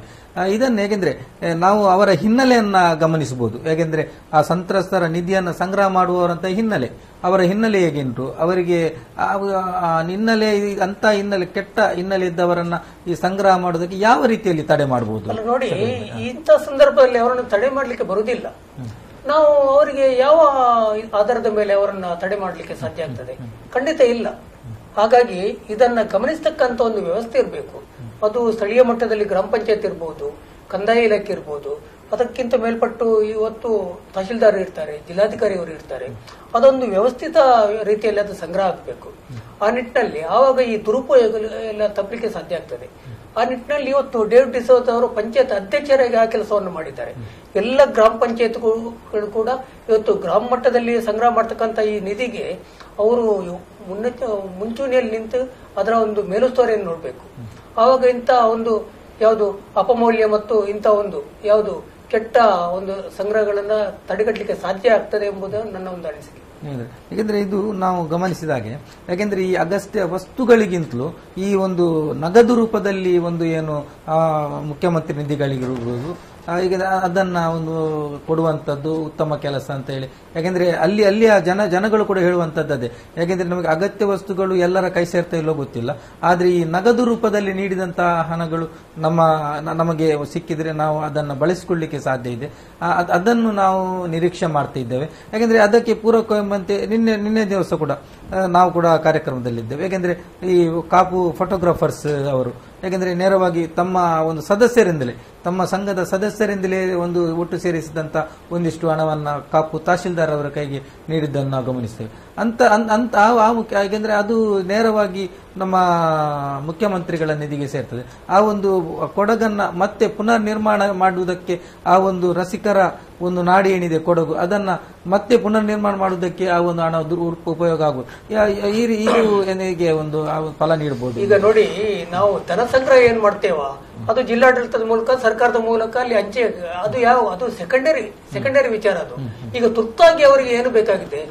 ಹಸಿವಿಗೆ ಆಹಾರ ಬೇಕಾಗಿದೆ, ಮೈ ಮುಚ್ಚಿಕೊಳ್ಳಿಕ್ಕೆ ಬಟ್ಟೆ ಬೇಕಾಗಿದೆ, ಮತ್ತು ಅಲ್ಲಿ ಇರ್ತಕ್ಕಂಥ ಒಂದು ಅವರಿಗೆ ಇವತ್ತಿನ ಪ್ರಕೃತಿಯ ವಿರುದ್ಧವಾಗಿ ತಡ್ಕೊಳ್ತಕ್ಕಂಥ ಒಂದು ಪುನರ್ವ್ಯವಸ್ಥೆ ಅದಾಗಬೇಕಾಗಿದೆ. ಅದು ಕೆಲಸ ಡೇವಿಡ್ ಅಂತ ಒಂದು ನಾಯಕತ್ವದಲ್ಲಿ ಆಗಿದೆ ಅಂತ ಆರಂಭದಲ್ಲಿ. ಅದು ಇದು ಪ್ರಾಥಮಿಕ ಹಂತದ್ದು.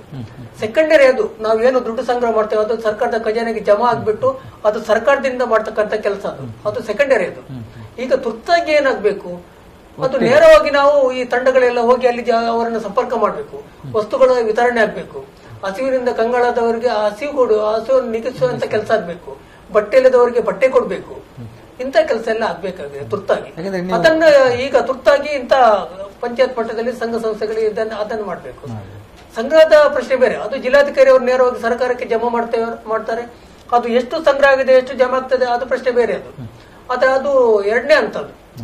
ಯಾಕಂದ್ರೆ ಶೇಖರಾಜ್ ಮಾಡಿ ಅವರೇ, ಒಟ್ಟು ನಮ್ಮ ಈ ಕಾರ್ಯಕ್ರಮದ ಬಗ್ಗೆ ಯಾಕಂದ್ರೆ ನಾವು ಡೇವಿಡ್ ಡಿಸೋಜ ಅವರ ಒಂದು ಸೇವೆ ಆಗಿರ್ಬೋದು, ಅವರ ವೈಯಕ್ತಿಕ ಅಲ್ಲ ಒಟ್ಟಿಗೆ ತಂಡದ ಒಂದು ಸೇವೆ ಆಗಿರ್ಬೋದು, ಈ ತಂಡ ಟೋಟಲ್ ಆಗಿ ನೀವು ಏನು ಹೇಳಿ ಬಯಸ್ತೀರಿ ನೀವು? ಈಗ ನನ್ನ ಪ್ರಕಾರ ಇಡೀ ಡೇವಿಡ್ ಡಿಸೋಜ ಅವರು ಪಂಚಾಯತ್ ಅಧ್ಯಕ್ಷರಾಗಿ, ಒಬ್ಬ ಸಾಮಾಜಿಕ ಕಾರ್ಯಕರ್ತರಾಗಿ ಇಂಥ ಒಂದು ಘನ ಕಾರ್ಯವನ್ನು ಅವರು ಮಾಡಿದ್ದಾರೆ. ಅವರು ಇಡೀ ರಾಜ್ಯಕ್ಕೆ, ದೇಶಕ್ಕೆ ಮಾದರಿ ಅಂತ ನಾನು ಹೇಳಲಿಕ್ಕೆ ಇಚ್ಛೆ ಪಡ್ತಾ ಇದ್ದೇನೆ. ಯಾಕೆಂತ ಹೇಳಿದ್ರೆ ಅವರು ಹಲವಾರು ಕೆಲಸ ಕಾರ್ಯಗಳನ್ನ ತಾವು ತೆರೆಮರೆಯಲ್ಲಿ ಎಲೆಮರೆಕಾಯಿಯಾಗಿ ಇಟ್ಕೊಂಡು ಅವರು ಮಾಡಿದವರು. ಹಾಗಾಗಿ ಅವರನ್ನ ಈ ಸಂದರ್ಭ ನಾನು ಅಭಿನಂದಿಸಕ್ಕೆ ಇಷ್ಟಪಡ್ತಾ ಇದ್ದೇನೆ ಒಂದ್ ಕಡೆಯಿಂದ. ಮತ್ತೊಂದೇನಂತ ಹೇಳಿದ್ರೆ, ಇವತ್ತು ಡೇವಿಡ್ ಡಿಸೋಜ್ ಅವರು ಒಂದು ಪಂಚಾಯತ್ ಅಧ್ಯಕ್ಷರಾಗಿ ರಾಜ್ಯದ ಎಲ್ಲಾ ಪಂಚಾಯತ್ ಅಧ್ಯಕ್ಷರಿಗೂ ಕೂಡ ಮಾದರಿ ಅವರು. ಅದನ್ನು ಇಡೀ ರಾಜ್ಯ ಗಮನಿಸ್ತಾ ಉಂಟು. ಮುಂದಿನ ದಿನದಲ್ಲಿ ಅಂತ ಅಧ್ಯಕ್ಷರನ್ನ ಜನರು ಆಯ್ಕೆ ಮಾಡೋದ್ರ ಮೂಲಕ ಮತ್ತೆ ಸಮಾಜ ಕಟ್ಟುವಂತ ಕೆಲಸ ಆಗಬೇಕು. ಇಲ್ಲಿ ಧರ್ಮ ರಾಜಕಾರಣ ಅಲ್ಲ, ಧರ್ಮ ಮುಖ್ಯ ಅಲ್ಲ, ಇಲ್ಲಿ ಮಾನವೀಯ ಮೌಲ್ಯಗಳು ಮುಖ್ಯ ಎಂಬುದನ್ನ ಇವತ್ತು ಡೇವಿಡ್ ಡಿಸೋಜ್ ಅವರು ಮತ್ತು ಅವರ ಸಹಪಾಠಿಗಳನ್ನ ಇವತ್ತು ರಾಜ್ಯಕ್ಕೆ ಮಾದರಿಯಾಗಿ ತೋರಿಸಿಕೊಟ್ಟಿದ್ದಾರೆ. ಹಾಗಾಗಿ ಮತ್ತೆ ನನ್ನ ಕೊನೆಯ ಅನಿಸಿಕೆ ಏನಂತ ಹೇಳಿದ್ರೆ, ಇವತ್ತು ನೋಡಿ ನಮ್ಮ ಜಪಾನ್ ಹಿರೋಶಿಮಾ ಮತ್ತು ನಾಗಸಾಕಿಗೆ ಅಮೆರಿಕ ಬಾಂಬು ಅಣುಬಾಂಬ್ ಹಾಕಿದಾಗ ಅವರು ಆದಷ್ಟು ಬೇಗದಲ್ಲಿ ತಮ್ಮ ದೇಶವನ್ನು ಕಟ್ಕೊಂಡಿದ್ದಾರೆ. ಅದೇ ರೀತಿ ನಾವು ಕೂಡ ಆಗಿದೆ. ಇಂಥ ಪ್ರಕೃತಿಗೆ ಮುನಿಸಿಕೊಂಡಾಗ ನಾವು ಆದಷ್ಟು ಎಲ್ಲರೂ ಒಬ್ಬರಿಗೊಬ್ರು ಕೈ ಜೋಡಿಸುವುದರ ಮೂಲಕ, ಸರ್ಕಾರದ ಮೂಲಕ ನೆರವನ್ನು ಪಡೆಯುವುದರ ಮೂಲಕ ಮತ್ತೆ ಕೊಡಗನ್ನಾಗಿ ಕಟ್ಟಿಕೊಳ್ಳುವಂತ ಕೆಲಸ ನಮ್ಮಿಂದ ಆಗ್ಬೇಕಂತೇಳಿ ಈ ಸಂದರ್ಭದಲ್ಲಿ ಹೇಳಿಕೆ ಇಚ್ಛೆಪಡ್ತಾರೆ. ಯಾಕೆಂದ್ರೆ ನಮ್ಮ ಕಾರ್ಯಕ್ರಮ ಮುಗಿಸುವಂತ ಒಂದು ಹೊತ್ತಾಗಿದೆ. ಯಾಕೆಂದ್ರೆ ನಾವು ಇಷ್ಟವರೆಗೆ ಚರ್ಚೆ ಮಾಡಿದಾಗೆ ರಸಿಕರ ಸ್ವರ್ಗ ಅಂತ ಹೇಳ್ತಾರೆ ಈ ಒಂದು ಕೊಡಗು. ಈ ಕೊಡಗನ್ನ ಮತ್ತೆ ಕಟ್ಟುವಂತ ಕೆಲಸ ಆಗಬೇಕು. ಇದಕ್ಕೆ ಸರ್ಕಾರ ಕೂಡ ಬಹಳಷ್ಟು, ರಾಜ್ಯ ಸರ್ಕಾರ ಇರ್ಬೋದು, ಕೇಂದ್ರ ಸರ್ಕಾರ ಬಹಳಷ್ಟು ಆದಷ್ಟು ಶೀಘ್ರದಲ್ಲಿ ಇದಕ್ಕೆ ಸ್ಪಂದಿಸಬೇಕು. ಯಾಕೆಂದ್ರೆ ಈಗದ ಸ್ಥಿತಿ ಅಲ್ಲಿ ಸ್ಪಂದಿಸುವ ರೀತಿಯಲ್ಲಿಲ್ಲ. ಯಾಕೆಂದ್ರೆ ಈಗ ಸದ್ಯಕ್ಕೆ ಅಲ್ಲಿ ಕಳ್ಕೊಂಡವರನ್ನು ಹುಡುಕುವಂತ ಕೆಲಸ ಆಗ್ತಾ ಇದೆ. ಅಲ್ಲಿ ಬಹಳಷ್ಟು ಮಳೆಯ ಒಂದು ಅಬ್ಬರ ಅಷ್ಟಿತ್ತು. ಕೇವಲ ಮಳೆ ನೀರಿನ ಸಮಸ್ಯೆ ಅಲ್ಲ, ಅಲ್ಲಿ ಗುಡ್ಡಗಳು ಕುಸಿದಿದೆ, ಕೆಸರು ಮಣ್ಣು ಅದೆಲ್ಲ ಒಟ್ಟಾಗಿ ಆ ಒಂದು ಪ್ರದೇಶವನ್ನ ಒಂದು ದುರಸ್ತಿ ಪಡಿಸದ ಒಂದು ಸ್ಥಿತಿಗೆ ತಲುಪಿದೆ. ಹಾಗೆ ಅದನ್ನು ಪಡಿಸುವುದಕ್ಕಾಗಿ ಮತ್ತೆ ಅದೆಷ್ಟು ದಿನ ಸಮಯ ವರ್ಷಗಳು ಕಳೆಯಬಹುದು. ಆ ಒಂದು ದಿನದವರೆಗೆ ನಾವು ಅವರಿಗೆ ನೆರವು ನೀಡುವಂತ ಕೆಲಸ ಕೂಡ ಆಗಬೇಕಾಗಿದೆ. ಮುಂದಿನದಲ್ಲಿ ಆದಷ್ಟು ಶೀಘ್ರವಾಗಿ ಈ ಒಂದು ರಸಿಕರ ನಾಡು ಏನು ಕೊಡಗಿದೆ ಅದು ಆದಷ್ಟು ಬೇಗ ಮತ್ತೆ ಪುನರ್ ನಿರ್ಮಾಣವಾಗಲಿ. ನಮಗೆ ಆ ಒಂದು ಪ್ರೇಕ್ಷಣೀಯ ಸ್ಥಳವನ್ನ ನಮ್ಮ ಮಕ್ಕಳದು ನೋಡುವಂತ ಸ್ಥಿತಿ ಮತ್ತೆ ನಿರ್ಮಾಣವಾಗಲಿ ಎಂಬ ಹೇಳ್ತಾ ಈ ಒಂದು ಕಾರ್ಯಕ್ರಮವನ್ನು ಮುಗಿಸ್ತಾ ಇದ್ದೇವೆ. ಈ ಒಂದು ಕಾರ್ಯಕ್ರಮಕ್ಕೆ ಆಗಮಿಸಿದಂತ ಎಲ್ಲ ಶೇಖರಾಜ್ ಮಾಡಿಯವರಿರ್ಬೋದು, ಡೇವಿಡ್ ಡಿಸೋಜ್ ಇರ್ಬೋದು, ಹಾಗೆಯೇ ನಮ್ಮ ಸುಧೀರ್ ರಾವ್, ಹಾಗೇನೆ ಈಗ ನಮ್ಮಿಂದ ನಮ್ಮ ಯೋಗೀಶಾಜಿ ಅವರು, ಇವರಿಗೆಲ್ಲರಿಗೂ ಒಂದು ಅಭಿನಂದನೆಗಳು ಸಲ್ಲಿಸುತ್ತಾ ಈ ಕಾರ್ಯಕ್ರಮವನ್ನು ಮುಗಿಸ್ತೇವೆ.